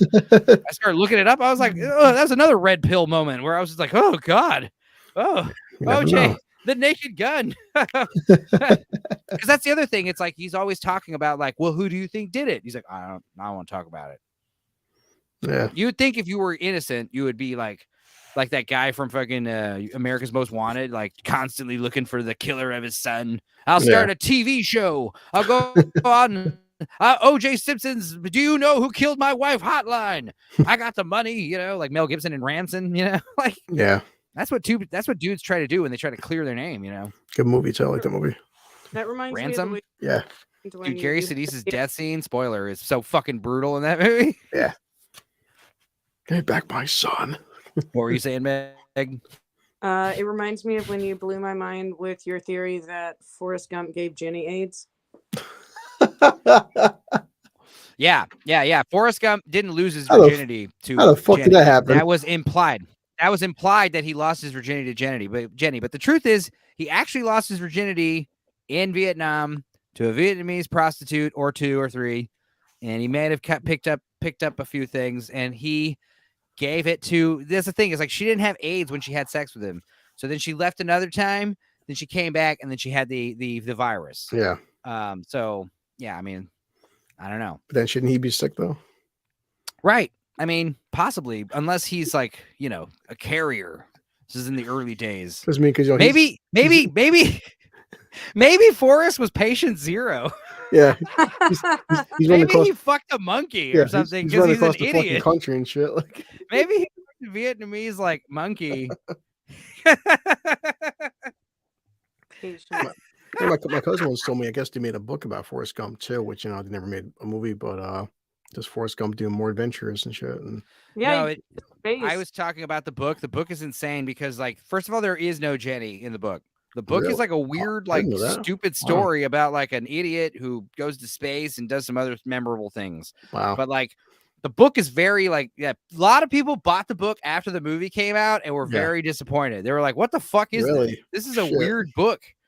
But like, that was the thing is like when you look at the making of Forrest Gump, I think it was on that Netflix thing, The Movies That Made Us. There was a Forrest Gump one about that, and it was very interesting about how like we took this like a random script or was like a random. I think they just randomly found the book and chose to adapt it into a script. I don't even remember, but there was definitely like lots of creative decisions to like improve upon the source material. Yeah.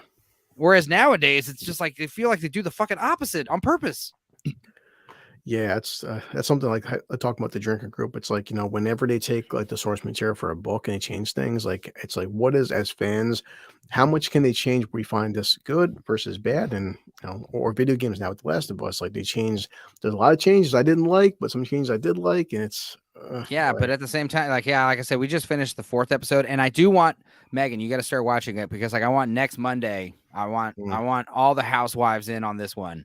I want all the girls that are talking about, I like the new season of Last of Us. I want them all in here, or at least a few of them. And I want dudes like Chris and Dark Hour, anyone else who's seen The Last of Us the whole way through. Please. Yeah, I'm trying to get my love interest. I got her into Last of Us because she never played the game. And every episode after we'd watch it together, I would tell her what didn't happen or what did happen in the game. And I've already watched the finale, but she's waiting to catch up on this. And like I like hearing somebody who didn't play the game, her perspective of it. It's fun. Yeah, if you watch the show, great. If you watch the show and play the game, even better. But also, like, after you watch the show, you can easily pull up like the Last of Us video game movie on YouTube. It's like about probably like 6 hours long. But like it'll be all the cutscenes plus some of the video game play. But like you can kind of get a gist of like the cool thing about The Last of Us, the game is it's told in like some movements, like each set piece, But that being said, like, Meg, try to finish that show by Monday, and we can have an episode about that because that's what I wanted this episode to be about today. But I'll definitely come on for that. Me and mother couldn't finish it in time. We were taking our time. It turns out. Yeah. But like The Last of Us, here's what happens and how it ends, and I was like, stop spoiling it. No, I was talking about part 2. I was talking about here's why part 2 sucks, and I started talking about the. And then you were like, no, this is about the game, and then this is the game of part 2. Like, trust me, I was saying this to Meg. I was like, the cool thing about them like rushing to part 2 is because a lot of people like the first season, but they, a lot of people don't realize you need to know this. Like, you were so passionate. A lot of people don't know that the game is probably a lot better. I mean, I'm sure they assume, but like it's going to be so funny when the second season comes out and this Abby girl shows up and she's all bulky for some reason, and she kills Joel totally unceremoniously with a fucking golf club like she's supposed to, and then Ellie becomes the main character, and then the whole point of the second season is that's the other thing is they'll probably stretch the second game out multiple seasons because that's according to them, they said they wanted to make the second game be 2 seasons, which fuck them, dude. I read that article. I'm like, you shit me, right? Like that's okay. Because the whole point about the second game is why it's terrible is because the message is Ellie and all of them were the bad guys all along, and Abby's actually the good guy. Especially Abby's the one you should feel sorry for, and it's like no. She's a goddamn, that's the whole point about these apocalyptic wasteland stories. It's like nobody is moral center, everyone's done terrible shit to survive. All of us keep quoting fucking the drinker. Ellie's gay, by the way. That's important. Oh yeah, exactly. Yeah, and the other thing is like they hammered that home so bad in the second game. Like, I don't know if I said this live, but I know we were talking about this backstage, but it was like my mother today, out of no reason at all. She just says, hey, are we going to watch The Last of Us some more? And I was like, yep, sure. If you want to. It's like, cool. I like that show, except for that ugly girl. And I was just like, because everyone's getting a lot of flack for being like, right-wing trolls or, saying that Bella Ramsey's ugly. And they're basically outing themselves as pedophiles because they want their children's stars to be sexy. I've and heard it's like, people say that shit. I'm like, yeah. I was like, no, it's a fact. Like she's literally just unpleasing to look at. What's like I love Johnny Depp. Okay, he's my favorite actress. He looks nothing like Joel. If you say, "Hey, Chris, we're gonna cast Johnny Depp as Joel," no, he doesn't look like him. Right. She looks nothing like someone posted. What was it? Jamie Lannister. He looked a lot like Joel. Oh my! I seen pictures of him with the beard. He looked fucking He would have been perfect as Joel. Good, and he's great. He's great in like Shot Collar and some other good movies that he's been in. Dude, what's the point that it's not even to try to say it's a racial issue. No, there is. Chris Hemsworth wouldn't be a good Joel. And it's not even like that's the funny thing is Ethan Van Sciver, he's like the enemy number one in Chile right now because he was like making fun of Pedro Pascal because he was at the Oscars and he was like, oh, this fucking jackass again, this fat idiot. Where were you when Gina Carano needed your help, loser? And it turns out like Chile, like they love Pedro Pascal because he's Chilean. So like they tried to like Adam Levine him where like you hear about this shit. Adam Levine apparently played like a shitty show in Chile. And he said, fuck y'all, I'm sorry, whatever. You guys don't like it, fuck off. I'm Adam Levine, and like they fucking basically like berated him on Twitter. The Chileans, wow. They berated him on Twitter so much that they got their way and they got him to bend their knee. But some people, I can't remember who it was, but there was another artist who saw that and was like, fuck that, I'm canceling my shows. Like, you're telling me I can't put on a bad show in Chile or I'll be lambasted. And they, like I said, they just went after Ethan Van Sciver. He's like they had articles about it. Like he's like enemy number one in Chile on Twitter because of the fucking saying Pedro Pascal sucks. He should have spoken up for Gina. That's all he had to do was like, hey, I love Gina Carano. She's a friend of mine. Lay off of her. That's all he could have done. He could have made one fucking tweet and people would have laid off of her. Because with Hispanics, some of them are very conservative and some of them are very not. And kind of like 50-50 is in Texas. Anyway, my experience, it does feel like it's pretty 50-50. I mean, if they're actually like traditional Mexicans, they're pretty fucking conservative. Yeah, they'll be Catholic, but they're then all the Chicanos, like you talk about Chileans, that's probably different in like other like semi-socialist countries like Venezuela and stuff. I'm sure they have, but I think socialism failed there, so they might be all based now. Like who knows. Well, I'm saying, but like you're saying, it's like, I have no issues with Bella as an actress, and she's fine for what she does. But just in terms of appearance, no, it's like I played the game 3 times. She looks nothing like Ashley Johnson. She looks nothing like no other child. She looks like she's a very unique looking girl. But at the same time, like I think if she wasn't such. That's the other thing is they really ramped up her fucking spoiled bratness on the show. Like in the game, she makes a few like, fuck you. You can't tell me what I say. Can't tell me what to do. Like she says that a couple times, but in the show, she's just a fucking little shit.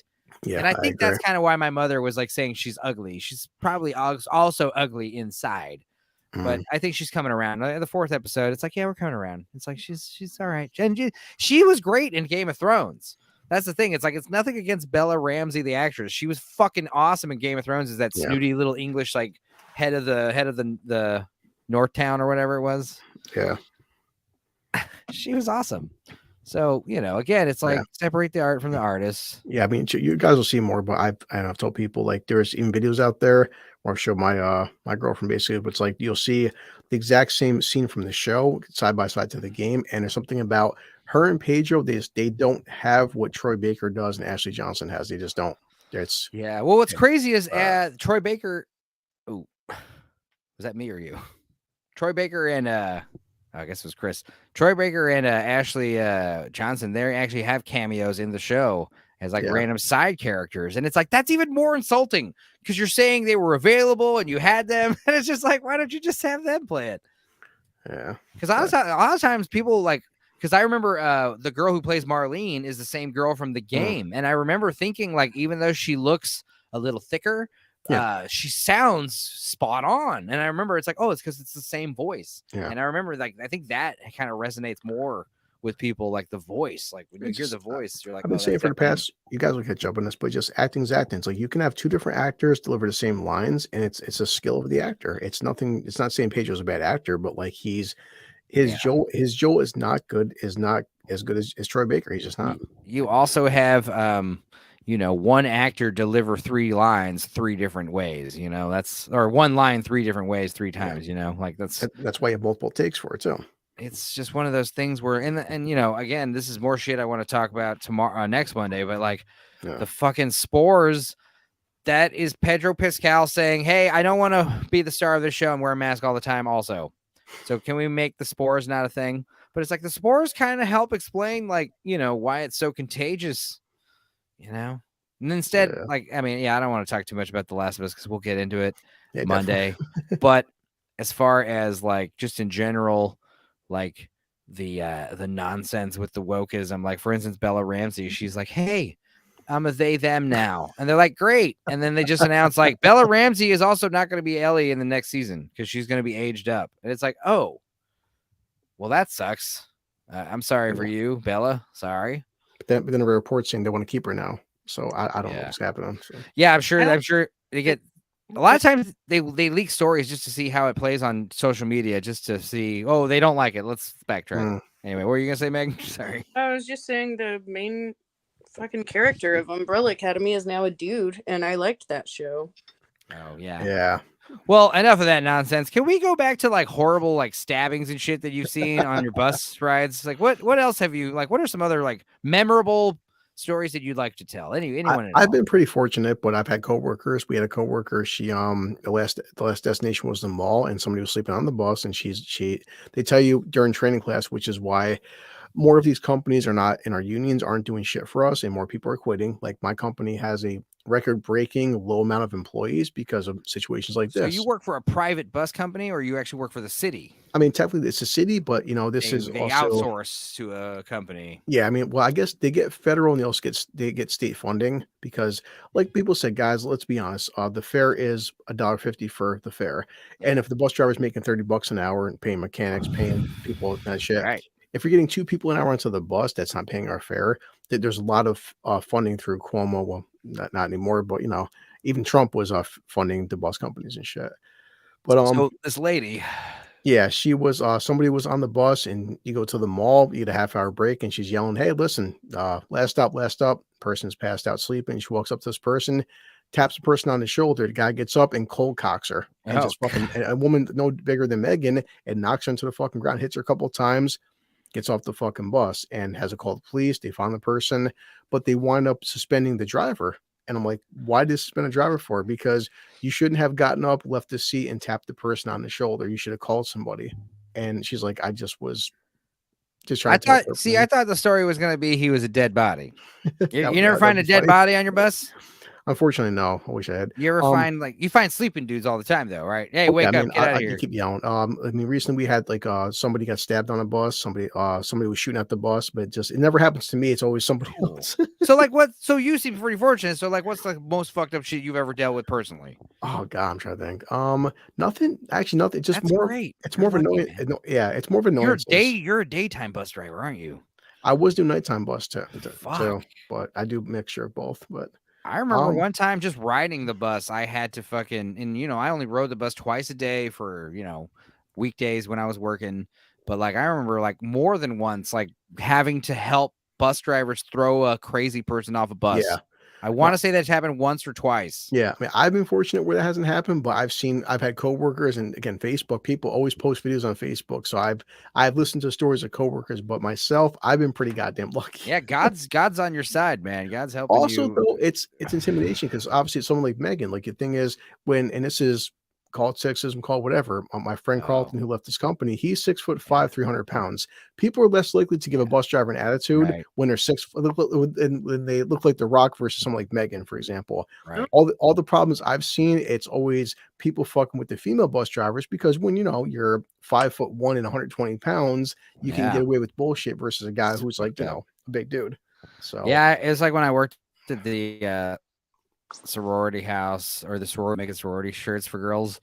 Sometimes I'd go to the shop and like, the girls would get like accosted all the time by like the drag rats, and like I would be, sometimes they'd ask me to fucking help them like walk down to their car or like move shit to the trash. There's like a homeless guy passed down the alley. Can you get rid of him, Enzo? I'm like, yeah. Hey, open the door. Hey, get out of here. I'm like, oh, okay. If she said that, can you please leave? Like, fuck you, bitch. Like they spit on her, I'm like, whatever. They're like, Jesus Christ. I would love and like, you know, strong, but I know I'm not.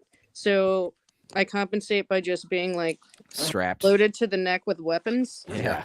But aside from that, like if I didn't have anything like that, I would be so fucked. I would be Yeah, and that's one of those I- things where like you always, anytime someone's like bothering you, you'd be like, "Oh yeah, I got my wallet right here." But bam! No, I Like, do. I do advocate. I think more female bus drivers should carry a fucking, if not pepper spray, taser. I really think they should. They don't, but Yeah, but they should. But they don't let you carry a gun, I'm sure, right? It's not allowed, No, right? but you They know, should. But brain taser, fuck it, why not? Every fucking bus driver should have like a fucking sidearm and a fucking shotgun, like right here, just for fucking in case shit gets crazy. I feel like, you know, because we always bust balls with Dark Hour, me and West, but about prison. But I drive the bus like how I was in prison. I'm funny, I'm nice and shit. But like, guys, if you cross me, I'm not the size of fucking Jason Statham and The Rock or Arnold. But best believe, just like John Wick, a pen is a weapon. A fucking like I look at my when I'm driving a bus, everything in my vicinity from like my coffee mug to like a pen to the fucking guardrail. You- Trust me, an agility advantage over those people too. If I was a bus driver in your points, I would have one of those like novelty coffee mugs that's also like some kind of weapon,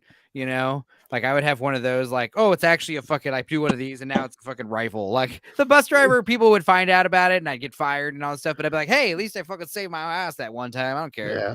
Fuck you. I've gotten off from people like you have a certain attitude about me. I'm like, no, I don't have an attitude. Just like you hit a certain point where as we get older, we're just like, I'm tired of like, I have to work 6 days a week and our economy's crumbling.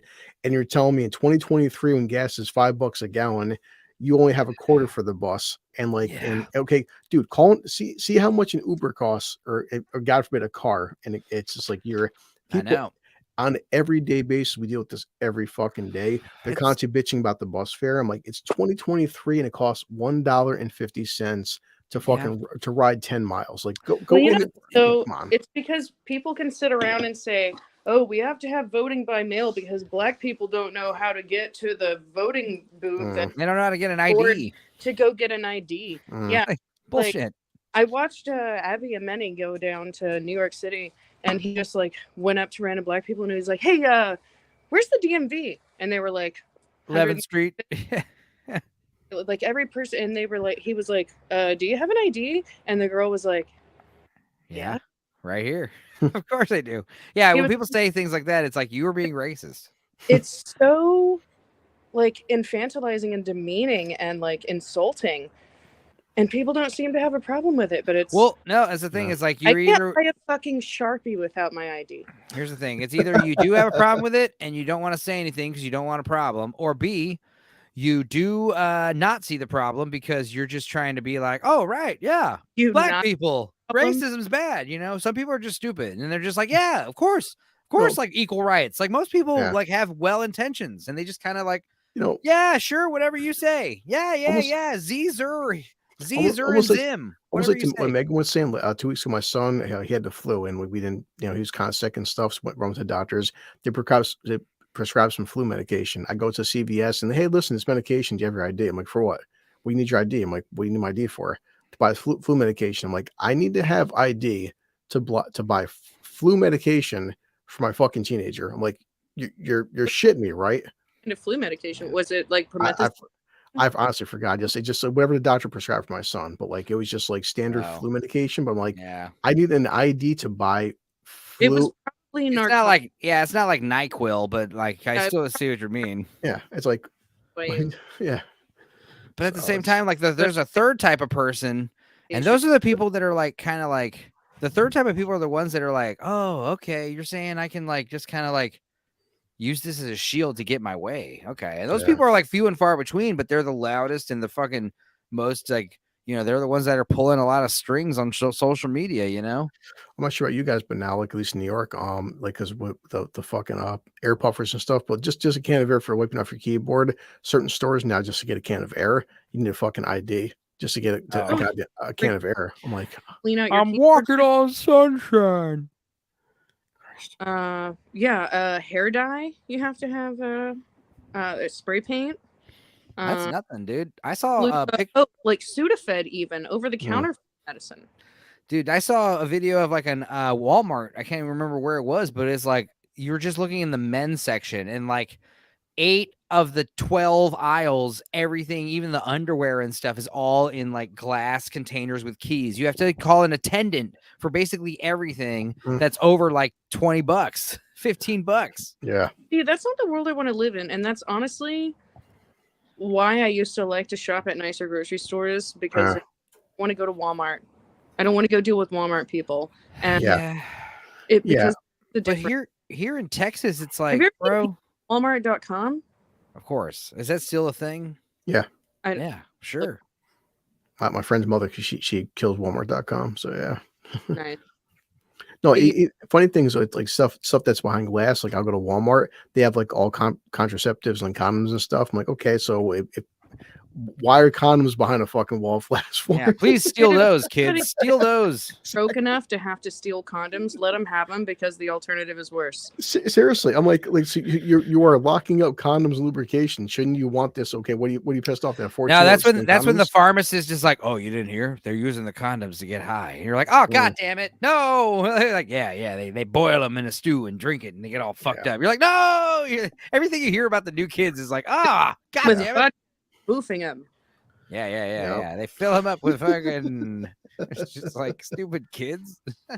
It's that term it's getting to be goddamn ridiculous. But like I said, it's like I know a lot of kids that are like, dude, I was at the store. All right, this is kind of like one of these like rainbow light at the end of the tunnel type stories where it's like I'm at the grocery store, and this is again nothing against the trans community. I hate that fucking word, the community, but you know what I mean? I know. But sometimes I can't help myself, and I'm at the store in Alvin, and I'm over here just like in the eggs department, and there's like, okay, even if this was a woman, this is a very ugly fat woman wearing like, these insane shorts and this pink like unicorn style top, like an outfit that just like screams like hot raver chick, and this shouldn't be a hot raver chick costume lady, and on top of that, it's not even lady, it's like a man. It's a man with bitch tits, basically. And it's just like, okay. And they're just like walking around the market. And, I just kind of happen to be, I'm listening to my podcasts in the eggs department, and I'm just kind of staring. And then I kind of look over there, and I realize there's like an older man and his like, I want to say pre-teenage son, maybe 14-year-old, 15-year-old kid, boy. Yeah. And he's catching me staring at this girl, them. And I'm, he kind of looks over there, looks back at me, and just starts like cracking up, like nodding his head. And I start laughing, and I just kind of do one of these like don't be mean, like shh. And he's just kind of like finger gunning me, like it's funny too, dude. Don't worry, the guy's weird looking. And I'm like, I'm so glad that this young man thinks so too. Oh, whatever. There was a guy who was in a bathroom. God, I feel stupid keep talking about Portland, but if we're talking about political. No. Just like how fucking, blue collar keeps talking about the bus. Like, fucking, man, I want to hear it, In this park, there was this bathroom, and it was like a nice park that me and my friend used to walk to because it was like between all the cool restaurants and her apartment. And we would take always like the little shortcut through the park. And there was a bathroom in there. And then all of a sudden it had more and more graffiti. And it was like, kill cops, do meth, and like, crazy shit like that. And then. Oh fuck! What were you just talking about? No, what were you just talking I can rewind the tape. No. You don't remember what you were just talking about either. We were going through the park. We're like doing the stream of consciousness, all three of us. So it's like it's hard to derail it sometimes. But like I can collect myself. We were talking about like Walmart and shopping and shoplifting, condoms, condoms, getting high off of condoms, whatever the fuck. I'm so sorry. Yeah. It's okay. You wanted to bring up Oregon because we were talking about. Hang on, let me just I'll pull up. I can pull it up on YouTube. 1 second. I'm sorry. This is so awesome. Does it bother you if we don't know? No. Hang on. I feel like I failed you if you go back and you listen to it. No, because I've never done this before. I've never done this before, so let's do it. Hang on. Hear the echo effect. Yeah, you wanted to bring up Oregon. Hang on. Contraceptives and condoms and stuff. Like, stealing condoms. He's just kind of like finger gunning me. Like, oh no. So I was talking about the trans lady in the grocery store. Yeah, thank you. Okay, so thank you for doing that, by the way. So there was these bathrooms, and they were like nice and made out of brick and stuff. And we would, it was public for everybody. And of course, the vagrants ended up being, and there was this one dude who had a full-on beard. I mean, like full beard.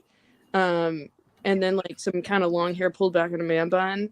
And he was in the women's bathroom, and this woman and her boyfriend walking home, and she went into the bathroom, and she felt really creeped out by this dude who like would not move, or like she was just like it's straight up a dude with a beard, and he said he identified as a woman. So, but she didn't know this, so she goes out. She's like, "There's a guy in the bathroom." So her boyfriend goes in there, punches the guy, and then gets sentenced for a hate crime, and I believe he's in jail. And when you see pictures of like, the person took pictures immediately and was like, "Oh, look how swollen my face is. I was a victim of a hate crime," whatever. And you can just see like the longest 5 o'clock shadow. Yeah. You're just like, come on. And see, that's one of those things where like you could go to the job interview and they'd be like, "It says here that you're guilty of a hate crime," and be like, "Yeah, this is the woman I punched because he was," and they'd be like, "This is a weird story. Go ahead, tell more." It was a hate crime because you punched this woman, and everybody's like, "Oh, can't be associated with that." I mean, they ruined his life because they don't blame his girlfriend for coming out and saying, "Hey, there's a guy in there," because he looked 100% like a guy, wasn't wearing even girl clothes. Well, sometimes it's like, there was a video of like a woman in a cruise, and she's in the bathroom and she's like recording. She's like, she's asked for like an attendant or security, and she's like, "Someone is in that stall recording me." And the subtitle on the TikTok video is like, "This is the third time this has happened on the boat, apparently." Yeah. And it's like tonight or something this week. And they open it, and it's one of like the maintenance dudes, and he's like a little tiny, like Mexican looking guy, and he's got his phone, and obviously it's like a big deal. He's like hiding in the women's restroom, like filming them, okay? And he's just like a little guy. But like the fact that he's wearing makeup and a wig and saying, "I'm a woman," that makes it more, that doesn't make it less creepy. Yeah. That makes it worse. You're like, now you're talking about like a Buffalo Bill type character. I mean, you're still doing something weird and creepy. Like, if it's women, like, hey, if like the Buffalo Bill type character is just in the fucking bathroom, like, doing his makeup, doesn't say anything, washes her hands, gets out of there, fucking no problem. Yeah. But when they're like in the stall, like just standing there staring, because we'll be accused of a hate crime too if we say anything. But there was like, I remember recently, well, maybe like last year, there was this woman who was at a spa, like a day spa. She took her daughter out for like a girls' day, and they were changing into robes and stuff in the little locker room, and there was a guy there with his dick out, and her daughter was or something, and this guy was just like naked in the locker room. Her daughter's probably never seen a naked man ever, and he was just like, "I'm a woman, what's the problem?" And the cops came and like knew what to do, like, because everybody was afraid of being canceled forever and being blacklisted and never being able to work again. So it's a Twitterati. If you can't stop a penis from being shown, here's the thing: even if you are a trans woman and you were born in the body, if you have a dick, you should have the decency around children to go into a stall. Yeah, to not show your dick to people. The same thing at flip side, like everyone's walking around naked. I never got naked because there are kids around there sometimes, some areas of the park during the day. Yeah. And obviously I always thought kids shouldn't be allowed there, period. I agree. But like, I understand, like, you want to be a weird family and be very, very open family. That's fine. But, I see like the craziest, like, these gay dudes with these giant donkey dicks and piercings walking around. Like, they're just walking around butt ass naked and they got fucking huge cocks, dude. And a kid is like that tall where their fucking face is like going to be right at your fucking pelvis. Jesus. Yeah. And it's like everyone's like fucking high on acid, doing whippets in the fucking middle of the day, barbecuing bacon, fucking having a good old time. And then there's some person there with like a 7-year-old, and you're kind of harshing the vibe of the party here. What you've got to understand, and it's not like people only wear a t-shirt with their cock out, no pants, which is like the most insulting, weird thing to ever do. But it's like cocking. Well, to be fair, shirt cocking is looked down upon and made fun of all the time. But old dudes, like how old dudes are always like showing their balls in like locker rooms. You go to the Y fucking shower room. I've never been to a Y since I was a kid. But like, there's always an old guy with his fucking cock and balls out as soon as you walk into the shower room. They don't have no towel on. Last year, I did a couple months of the it was called a Jewish community center, the only place that had a swimming pool. And every fucking time I went to go swimming, there's always that one guy walking around. Yeah, showing it 9 off. years old. And it's not even like a cool dick to show off. It's just like, because that's the thing. On the flip side, when the gay dude's walking around with like the giant dick, or the straight dude, you know, these guys walking around with huge fucking cocks like this big, talking like the size of like my head, like a giant dick. And I don't know, usually it's like a tiny little skinny guy, you know. And then, it's like, sure, show off your huge cock, fucking whatever. I mean, I got a pretty big dick, but I'm also fat and gross looking. Like, I don't get naked out of respect of the elders and the children. Looking. Yeah, but at the same time, it's like I said, I don't get naked because there are kids there, and So I don't feel comfortable showing my dick to minors or even like fucking 18-year-olds. Like, I can't believe that's scary too. That's the age we live in. The fact you just said that out loud is just like that's where we're at. You know. Well, to be fair, like I had been doing these parties for fucking 10 years, you know, and it's a great old fucking party. It was like a modern day kind of Caligula, except without the blood, you know. Did karaoke different because we were all adults and everybody knew. We would do karaoke butt naked doing whippets. It's a blast, you know. It's a fun time, you know. I looking at the owner of that house that we were in the garage of, and I just said, what if your wife comes outside? Is she going to be upset? And he just looked and said, she knows who she married. Yeah. Damn. Well, it's just like, here's the thing. It's just like the comic book industry. I saw the same thing happen to the burners, where it's like, you know, when I first started doing it, dude, like I remember like the fractal burrito. Like you're just walking down a trail and there's like these dudes with a camp over here, and like they're making a giant burrito the size of like a like almost like half a sleeping bag. But imagine a burrito the size of a pillow, but like you cut it in half and it's stuffed. It's a burrito with little burritos.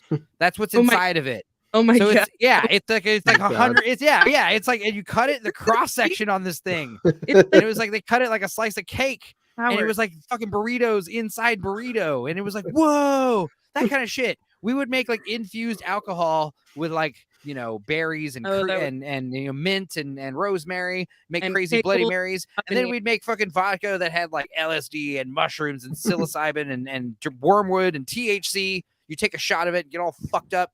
It was awesome.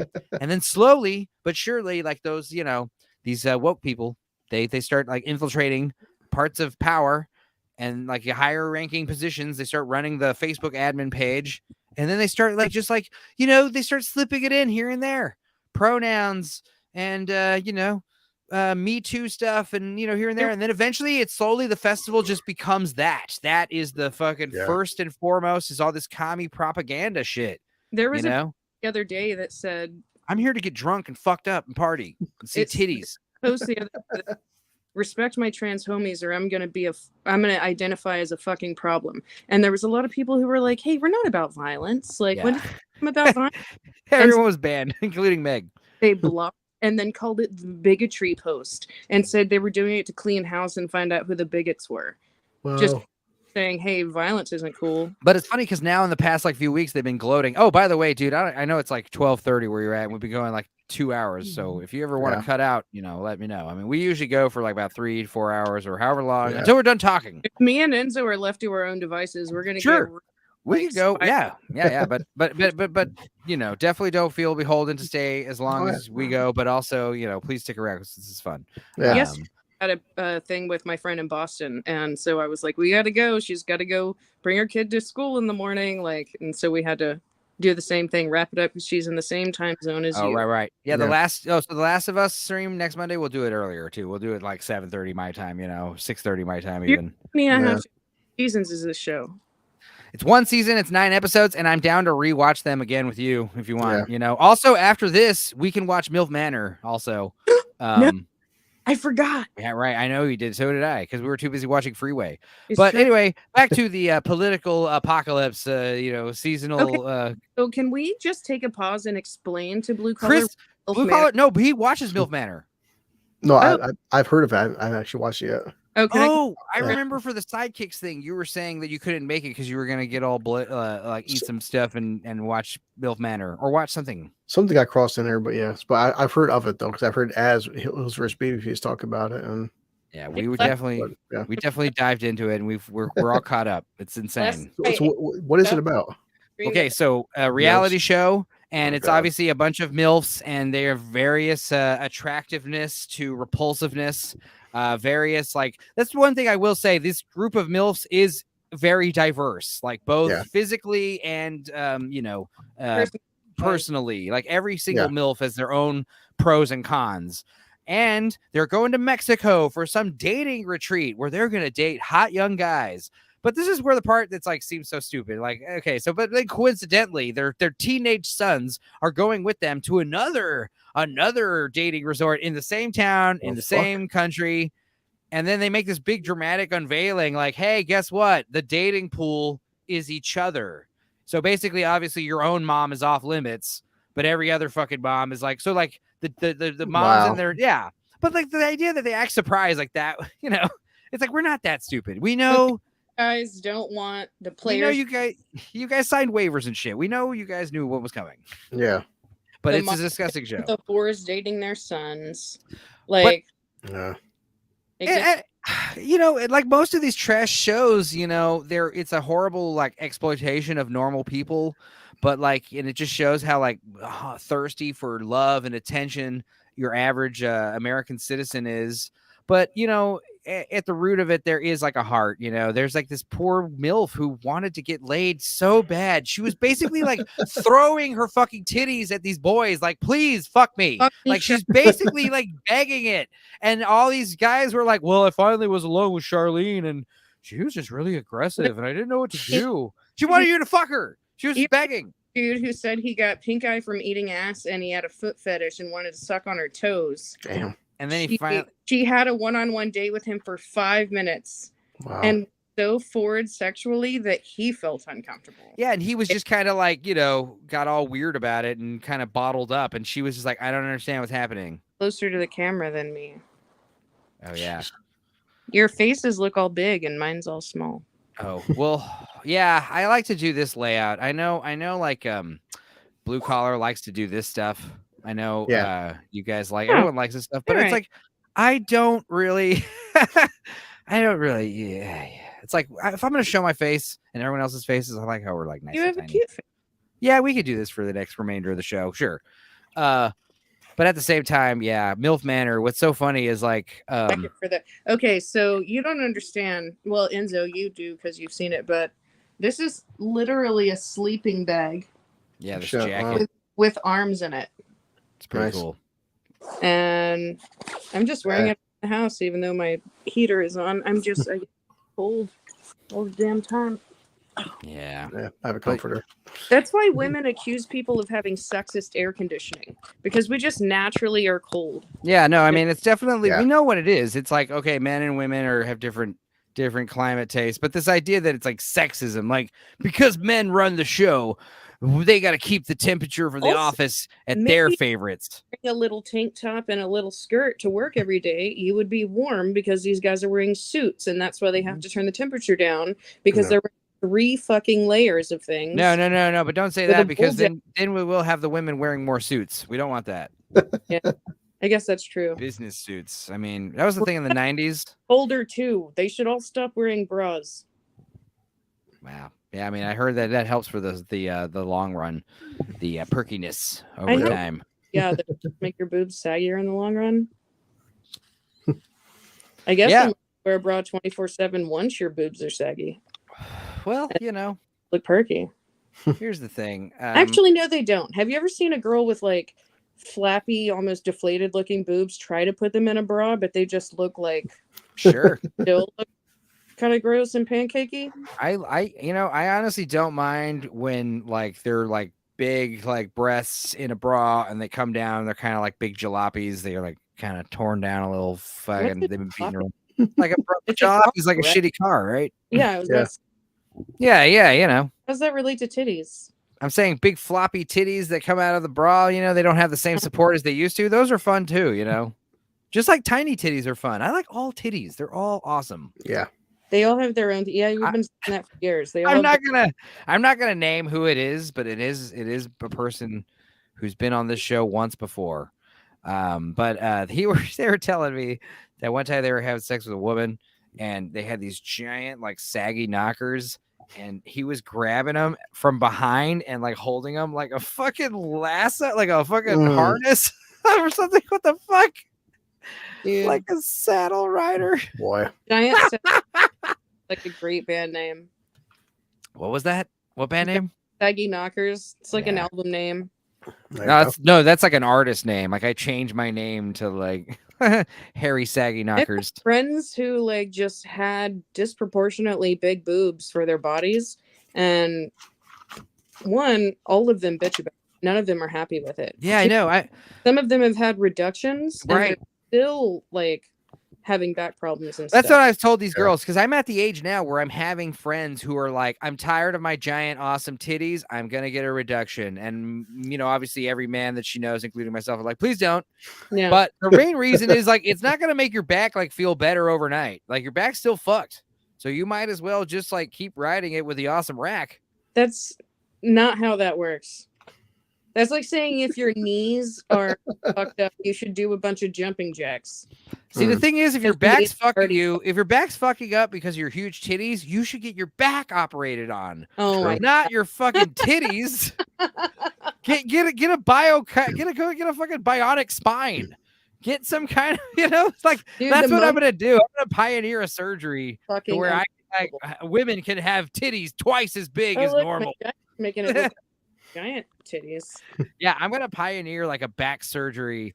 You know, I'm not even a medical doctor. I'm just gonna like field it out to other actual surgeons and be like, look, dude, is there a way on Discovery called Awake Surgery? Oh God. And this woman has like perfected a way to give people not just like liposuction, but like giant tummy tucks and like removing a ton of skin and stuff, like pounds of skin. And they're awake the whole time. Yeah. And she's just, if you've ever seen liposuction on TV, like they go real rough with it. It's brutal. Yeah. It's brutal. They gotta jar it's like an abortion. They gotta jar it all loose and suck it out. Yeah.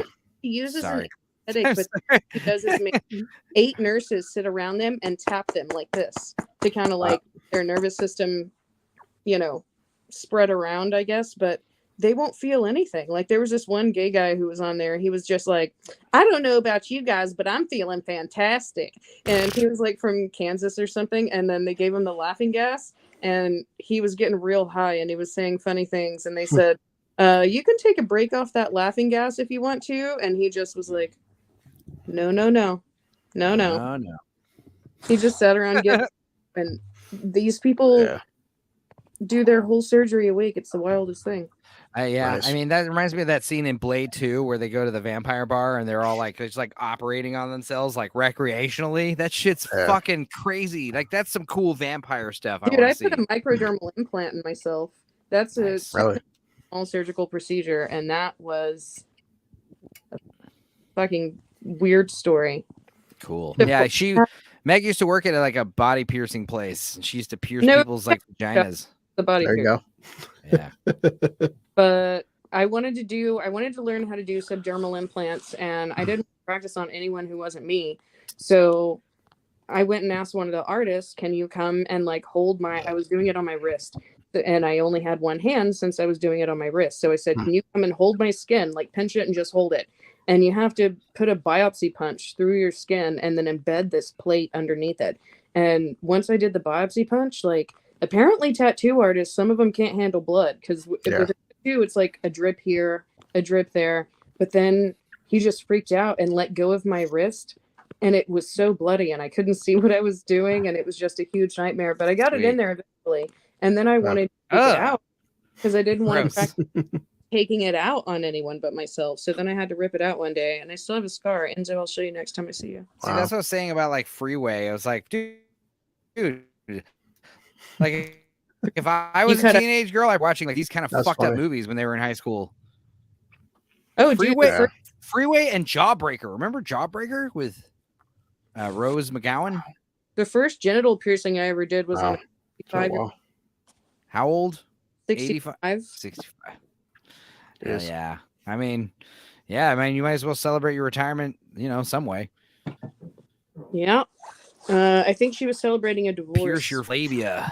Oh, it wasn't her labia. It was more intense than that. Dude, I was talking about someone made a post about Serbian film on the Drinker page, and I was like all up in there because I love fucking family movies and kids movies and all kinds of stuff. But yes, I do like violent, horrific, shocking, next level horror films. And this guy was like, "Oh, the Serbian film. This thing was retarded. I can't believe I wasted time watching it. Who actually watches this trash?" And I was like, "I loved it. Yeah, it was great." And someone else was talking about like, "Oh yeah, Antichrist is also good." And I was like, "Yeah, I also like Passion of the Christ and Martyrs and Kill List and all these other ones." But yeah, he brought up Antichrist, and I was like, "Yeah, Antichrist. Forgot about that one." They're like, "Yeah, I just remember the scene where Willem Dafoe's giant penis was too big, and then also like his dick is like getting jerked off with blood." And I was like, "Yeah, don't forget when the lady cuts her labia off." And it was just like, "Oh right. How could I forget? How could I forget? These movies are fucked up." It's kind of what I'm getting at. I saw a movie today when I went to a friend's house, and like it was some Japanese weird samurai movie, and I walked in, and first they just all had these swords. It was regular fighting, looked like a regular movie. And then there was this woman who was like, all of a sudden I look over, I'm like looking away for 5 minutes, and I look back, and there's this woman suspended from a net,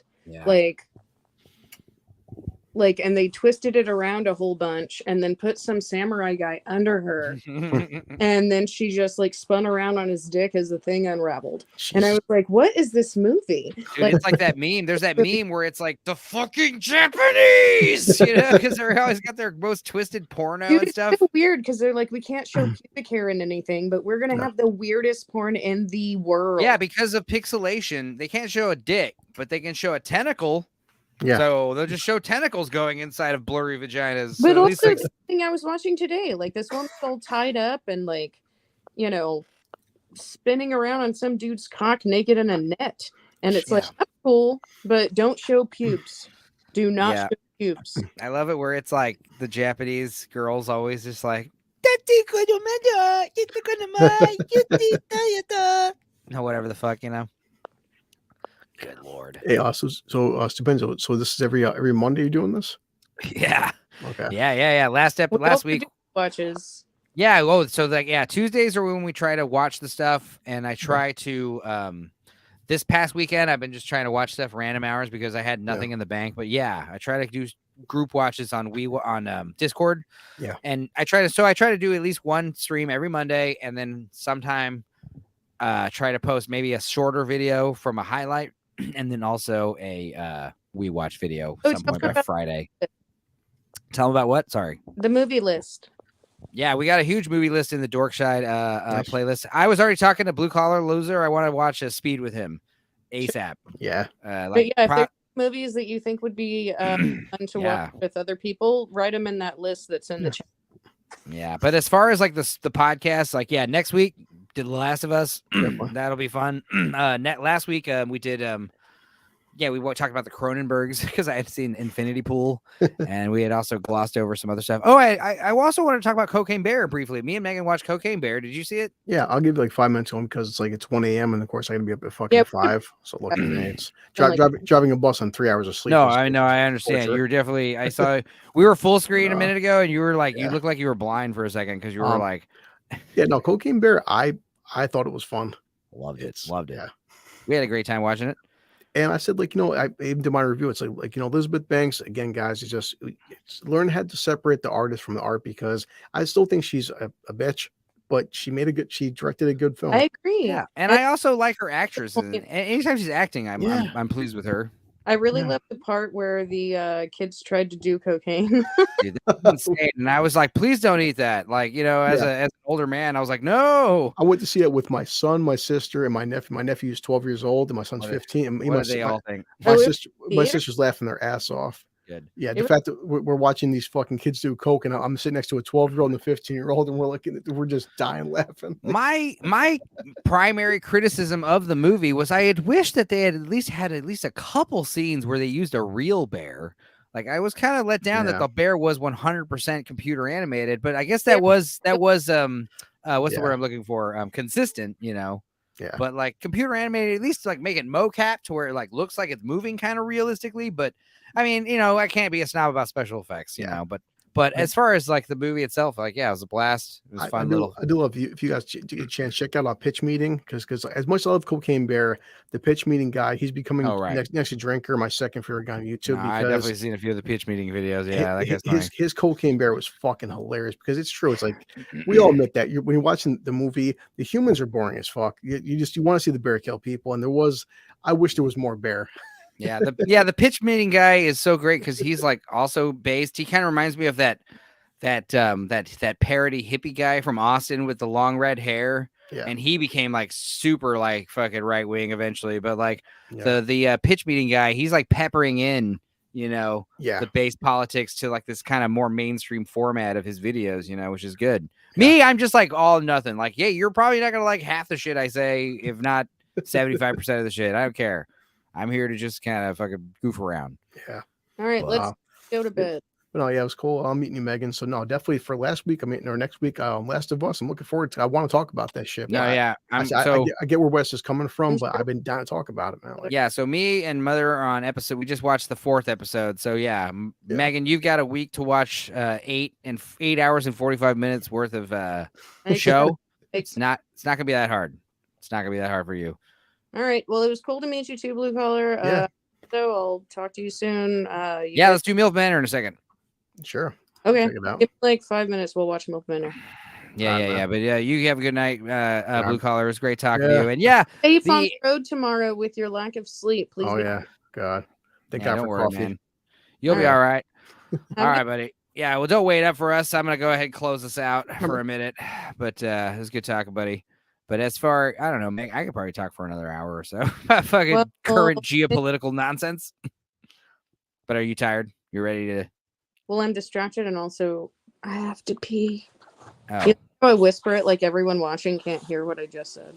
Well, just get off camera and pee while you're on the show, while you're talking to me. Let's see if we can hear you pee. It's fine. No, we're not going to hear it. I'll just turn off my mic and my camera. Yeah, I'll just put it on this little dog. Yeah, that's fine. I can just take you off camera. No, I can take myself off camera. I have the technology. The technology to not show the world you pissing. Well, I don't know. Maybe if we monetize your YouTube. This just becomes like a urination channel. I guess let me full screen myself. Oh, hey everybody. Hi. How's it going? So anyway, I don't know.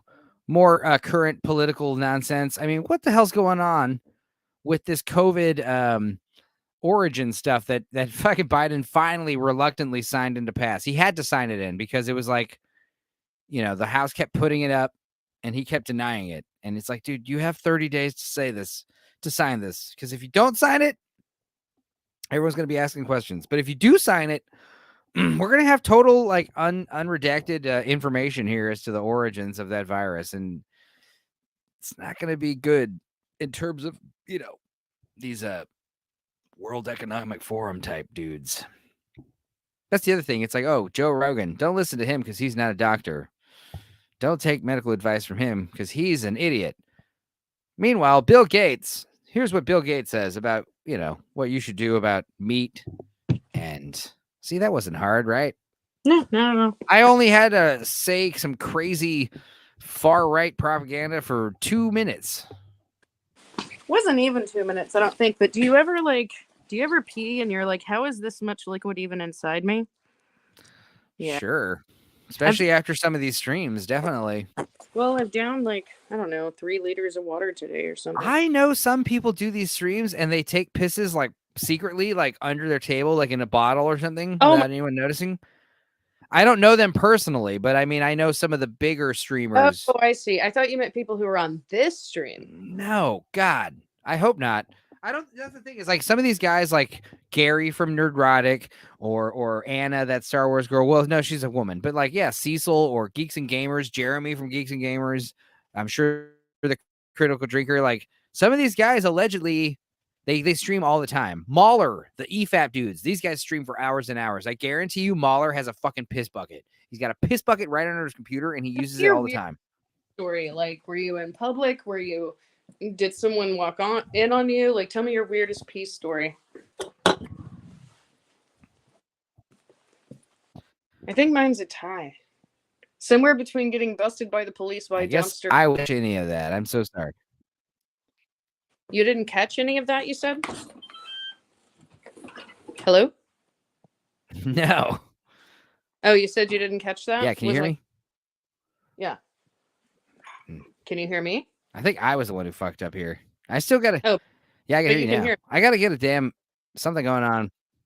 Yeah, So repeat. anyway, I was saying, what is your weirdest peace story? Were you like in public or someone walked in on you or something? And I said, I think mine's a tie between trying to pee in a big gulp cup in the car, which I succeeded at, by the way, and getting busted by the police in Austin peeing next to a dumpster in an alley. Yeah, I had talked about a previous story where I was peeing in public and almost got caught. But another good story was when I was in high school. I randomly took this chick Jamie to Juarez, Mexico, and we went and had some drinks, and then we walked back. And on the United States side, she went over to like the border area up against some wall. She took her shorts, she put her shorts like all the way around her ankles. And then she leaned on the wall to where her legs were like straight. And then she like pissed all over this wall, like right by the fucking like freeway practically. Wow. And I was like, Christ, all right, you gotta go, you gotta go. You said she was on the US side, or you guys were coming back to the US side? No, we were already crossed into the US. Oh man.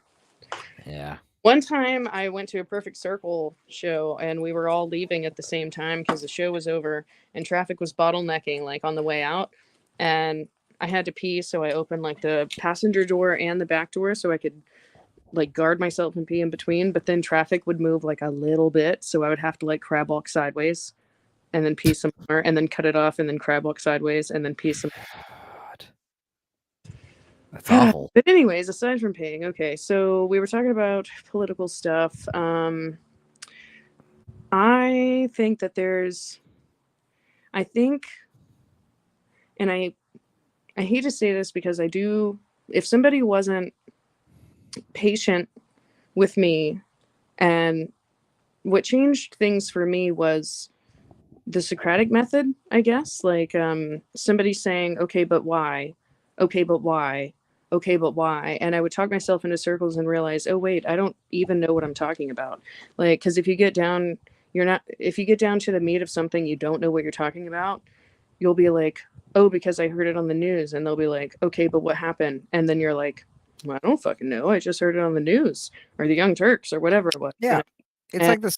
So many people getting interviewed on the street, and it's like, hey, what, Trump or Biden? I'm like, oh, Biden, definitely. I'm like, why? Well, because Trump's a racist. They're like, well, what did he say that was racist? I don't want to throw the baby out with the bathwater in terms of like, people needing to be patient with people while they kind of put two and two together. But if people can't understand how drastically things have changed over the past couple of years and how we're like in a whole new war, giving like, tens of billions of dollars, and how everything's more expensive, the average person isn't doing so well, people are out of jobs, kind of like Blue Collar was saying earlier, we've got automation to deal with as well. And it's not looking good. And my mom used to say, even when I was a kid, there won't be any Social Security for me or for you, and I mean, she's right. For if somebody can't look at the past couple of years and tell that something's very, very wrong and think, I need to vote for anyone else, like it doesn't even have to be a Republican. Like, vote for Green Party, Libertarians. I don't fucking care. But if you can sit here and say that Biden's done a great job and he's that's the other thing, the more capable president, then it's hard for me to respect your opinion whatsoever, because you're obviously leading with your feelings and not your brain, Yeah. Are you wearing headphones? No. Should I be? Maybe, or turn your volume down on your phone. Okay. Because I feel like whenever we talk over each other, I feel like you cut out. Is this better? Maybe. We'll see. Let's talk over each other real quick. And maybe it'll cut out and maybe it won't. I mean, whatever. Seems anyway, like it's better. So yeah, I had to look up a bunch of stuff today about the Trump arrest thing because I hadn't had a chance to properly look into it. And again, we've already gone through the Stormy Daniels thing once before, whenever he was being elected. And secondly, the reason that they're saying that it was a problem is because he categorized it in his tax returns as legal expenses. And they're saying that is a felony. That's what they're going to arrest him for. He could go to jail for possibly 4 years. If he gets indicted in New York, they're going to take a mug shot. They're going to do the perp walk, all that kind of stuff. And dude, I hope so. My whole thing is, okay, what about equality? You guys abandoned equality. Let's go ahead and go through all the members of Congress. That's what I said. Their tax write-offs and where they came from and what it was. Because there's also Eliot Spitzer, Bill Clinton, this Andrew Gillum guy I was talking about earlier with the dead guy and the meth and the gay gigolo. There have been like... Don't forget that other guy. Epstein? Obama! Was he accused of sexual assault? No, but I mean, he definitely... No, I'm listing people who had like... Oh, well, there's that crazy picture of Obama and George Clooney in that boat with that small Asian girl, and George Clooney's like fucking taking his belt off or whatever the fuck. Oh, I didn't know about that. Yeah, point look is, at that picture. You're gonna try to say, "Oh, he's some sexual deviant who cheated on his wife." First of all, welcome to the government, or any wealthy man. Period. It's just a big cliche. But then, secondly, if you're gonna go through and pour through tax records, what do you think we would find if we went through Pelosi's financial records or Schumer's financial records or the associations between Pelosi and her husband, who's like an investment banker, or the shit between Ukraine and Hunter Biden and Joe Biden? I mean, it's like, if you're gonna, there are things that are so much more glaringly obvious. Yeah. But somebody's sitting around panning through sand trying to find one tiny little speck of something. Yeah, it's obvious that you're showing the narrative, you're showing the agenda, you know. And in they're the so meantime, desperate. They're so desperate. You know, giant gems just sitting in front of you on the beach. And like, if you're a real journalist and you give a shit, be investigative. None of them are investigative anymore. It's kind of the point I was saying, is like these fucking politicians, these corporate assholes. Did I say? I don't know. But these politicians, these corporate assholes, these fucking enemies of the people, they're the fucking enemy, you know? And it's like, we know that. We've always said this. We've always talked about how these people are dicks. And now we're saying, they're saying like Donald Trump is like a giant threat to them. Donald Trump is like the enemy to them. And it's like, well, the politician all of a sudden became great. And then all of Big Pharma became great. And then all of closing down local businesses and mom and pop shops, which everybody used to say, shop local and all this stuff. And now it's like, don't you dare fucking go outside. And all that go to Amazon or Walmart, or that's it. Walmart. Yeah. Say again? Yeah. Go to Amazon or Walmart, or that's it. Yeah. And it's so like, it's bread and circuses. Give people their Amazon, their Netflix, their, you know, fucking muffins. And I mean, that's the other thing, is that as groceries get more expensive, a lot of people have no choice but to eat cheaper, lower quality processed food, which contributes to obesity, which contributes to national healthcare costs, contributes to all kinds of illness. And, you know, people are already having a hard time getting insulin, and we're federally subsidizing healthcare and running through. Go ahead. I was saying another reason why I like it out here is like, let's say the fucking supply chains get fucked up and like all our commercial pancake mix isn't available. Out here where I'm at, dude, there's a cattle farm. There's cattle ranches all over the fucking place. There's a goddamn like natural grocer butcher down the street that's like been here for like 100 years. They were here before big corporate food. They'll be here after big corporate food, you know? I've been trying to get all my gardens set up to grow a bunch of stuff, but soil is so expensive. And in Texas, we have this like clay dirt. But that's an economy issue. That's an economy issue, not a supply issue. You know, the economy is being imploded right now on purpose. So the thing is, like, it's going to get tough and bad, and it'll probably get worse, but then it's going to get a lot better because, like I said, like, I really hope so. I always wished that I shared your optimism, because you're red pills, but I'm gargling black pills. And I do like the people the thing about America, the United States of America, and this is something that Chile fucking Chile considers this North and South America one continent, and they call everyone Americans. And they hate the fact that the United States of America call themselves America. Like whenever everyone talks about America, they're referring to the United States specifically. Chileans hate that shit. Well, let me tell you, fucking Chile, when we say God bless fucking America, we don't mean Chile. All right. Okay. Because the people of the United States of America, the Constitution, the Bill of Rights, it's literally the fucking only thing standing in the way of these globalist assholes. And the fact that we run our country, the people run and defend our own country, that sets us apart from every other fucking country on earth. Everybody's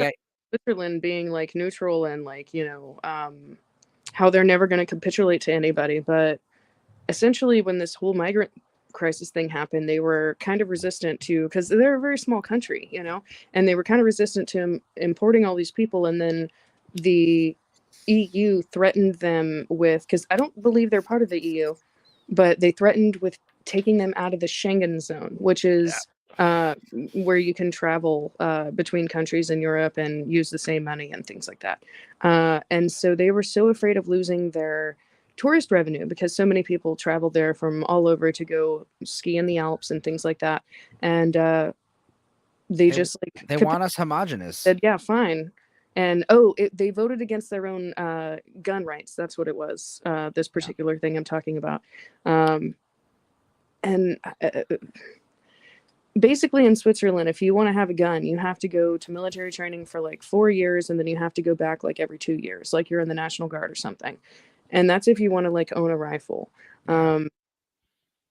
Otherwise, it's extremely difficult. They've been voting in favor of, like I said, burqas and things like that. They're just getting to be something that we don't recognize as a big neutral source in the world. And we don't really have any other neutral countries. Yeah, but it's easy to trick people all over the world, not just in America, but like about things like guns because of violence. So these people got killed or bombs or whatever, any kind of stuff. But when you talk about money, like when we're talking about, all of our money is like imploding.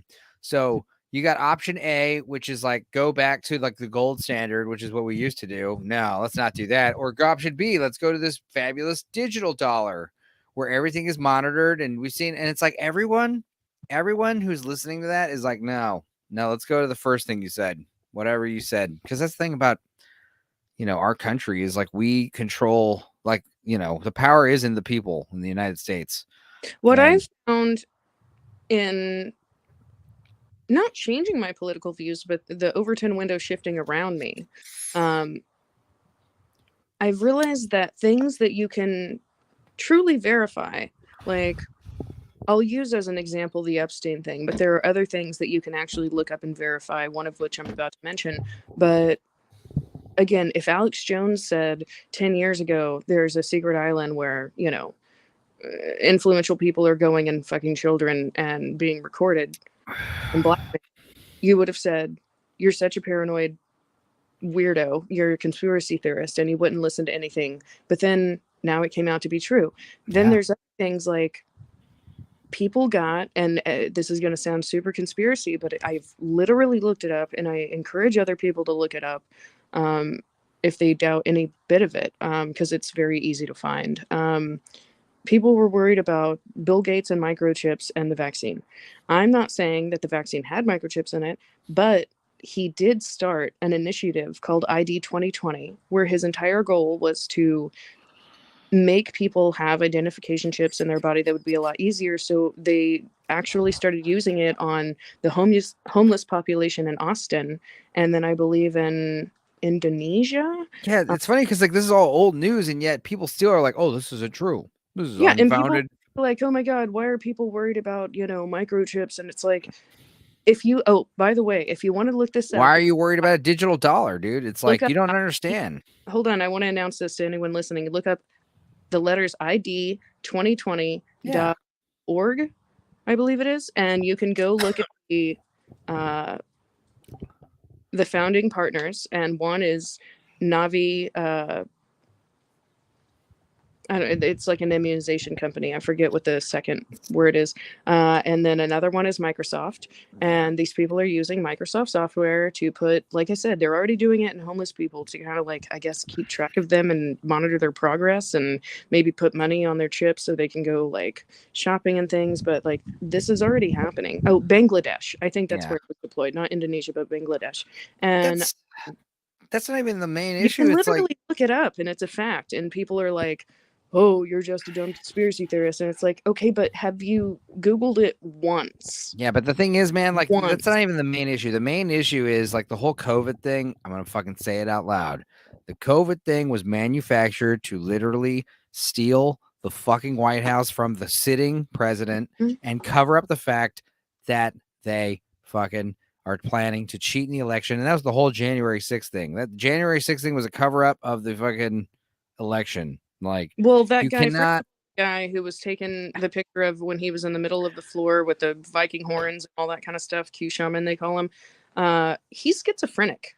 Yeah, and it's like you don't even need to be a goddamn, conspiracy theorist to see this shit. Is so evident. Of thanks to the police for letting him in the building. He's escorted the whole time he's in there by multiple officers, having doors open for him and shit. And now he's in prison 40 months. What happened to us being merciful to the mentally ill? And it's the left has abandoned every principle that I used to try. That's again back to this whole Donald Trump being arrested tomorrow. Like they feel like everyone, like 83% of the people they were polling were like, yeah, it feels like some kind of January 6th entrapment. Like I'm not going to be attending any protests, especially in New York. Who did that poll? I can't remember, but I mean, the whole point is like, you're just seeing like, they're waiting. Like the plan, I assume, is arrest Trump and hope that some fucking crazy nonsense happens outside of that courthouse. That's what they'll put him in jail because it'll be too risky.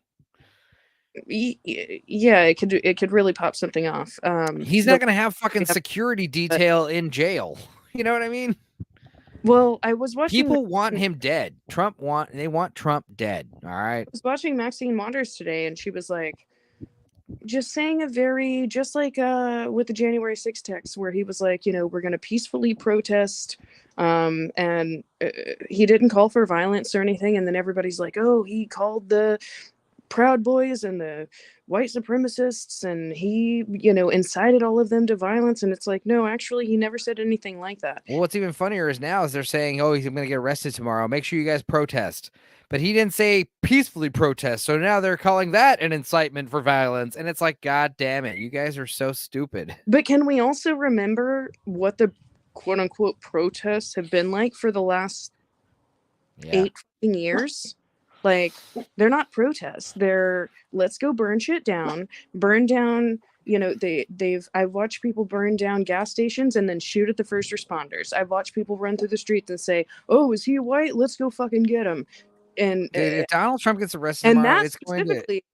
was when a black cop shot a black guy who had a stolen gun with an extended magazine, and they were still going around town beating up white people. Like, this has gotten to be so fractured and ridiculous that if they put Trump in jail, that might just be the straw, Yeah, I mean, first indictment will awaken mass fucking population awaken, But like, I mean, the shit that we went through for the last like around 8 years with the protesting and stuff, like there has been zero right-wing equivalent of things that have become commonplace in more gaslighting. They're trying to tell us January 6th was like the worst thing it's worse than 9/11. They're trying to tell us.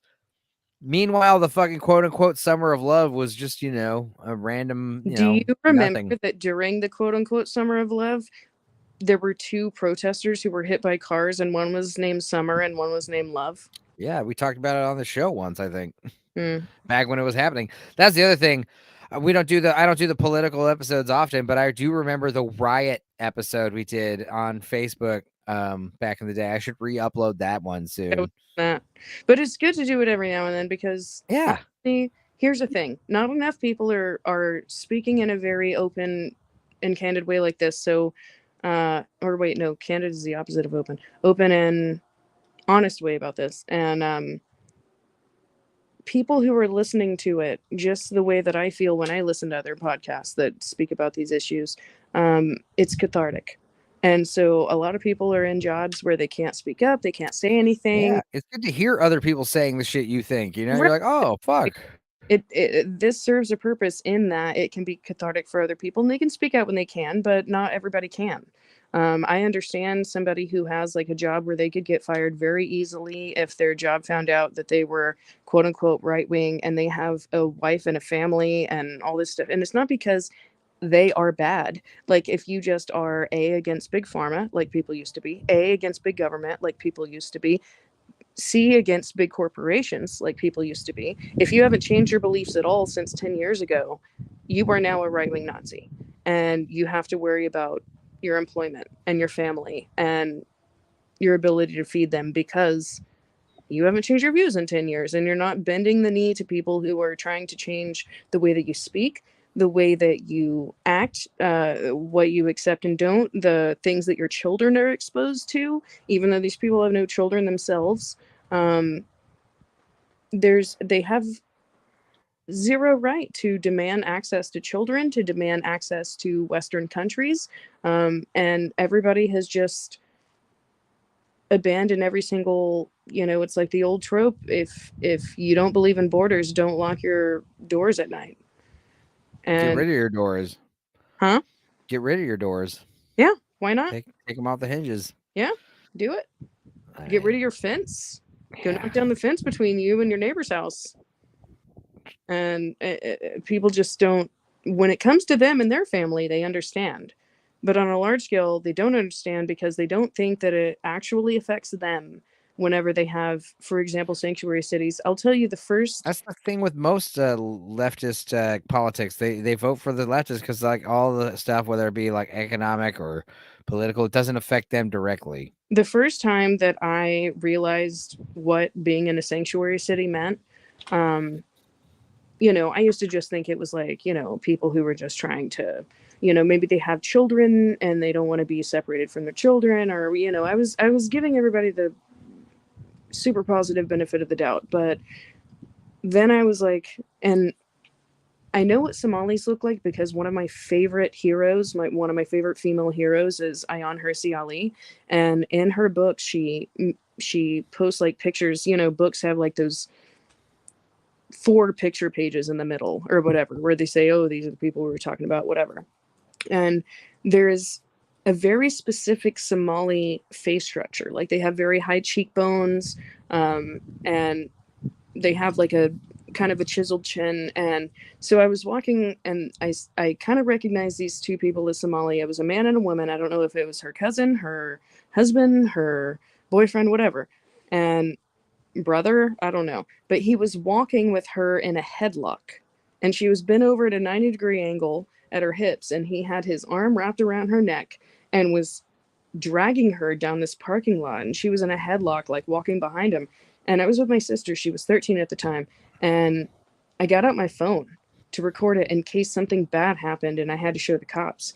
And so then he kind of like looked behind him, put my camera away, and then I happened to be parked right next to them. And so she thought I was following them, but really I was just going back to my car. And so I got in the car, did my seatbelt, and I looked at my sister and I said, let's just wait a minute, make sure he's not going to like hit her or something, because they had just got in the car. And she looked at me and flipped me off because she would rather say, fuck you, you Western woman, than acknowledge that she was just being dragged across a parking lot in a headlock position. Like, instead, I was the asshole for trying to help her. And that's when I realized you can have people of different races commingling. You cannot have people of different cultures commingling without discomfort. Because but it's also like, you're seeing someone getting reprimanded. Like, you don't want to be reprimanded by the boss in front of other coworkers. You don't want to be, slapped around by your fucking, husband in front of like some strange or male woman. guardian, whatever type he was. Yeah, right. So you lash out against them because And you I've, think it'll give you good favor in them. I know abused women, so I was like, if he's treating her that way on the way to the car, what's going to happen when they get in the car?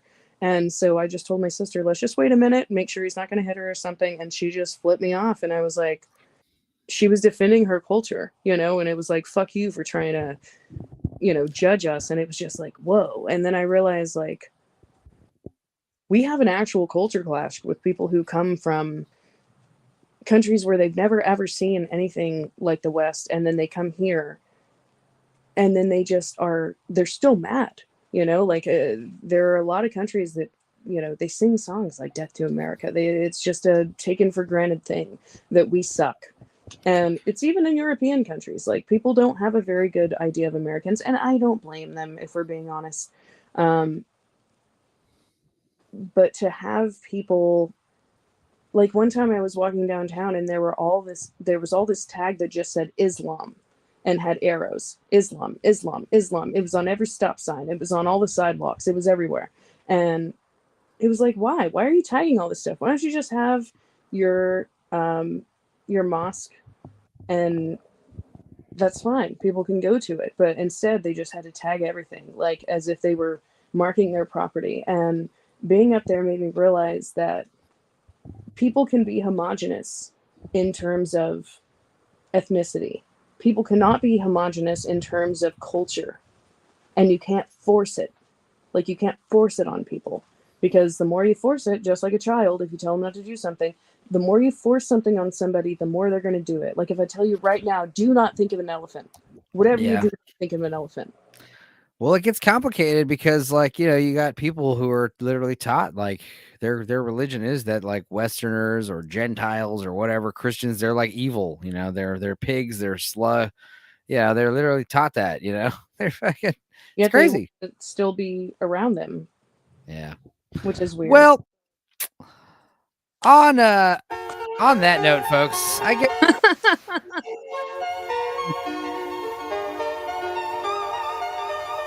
We got some MILF Manor to watch, honestly.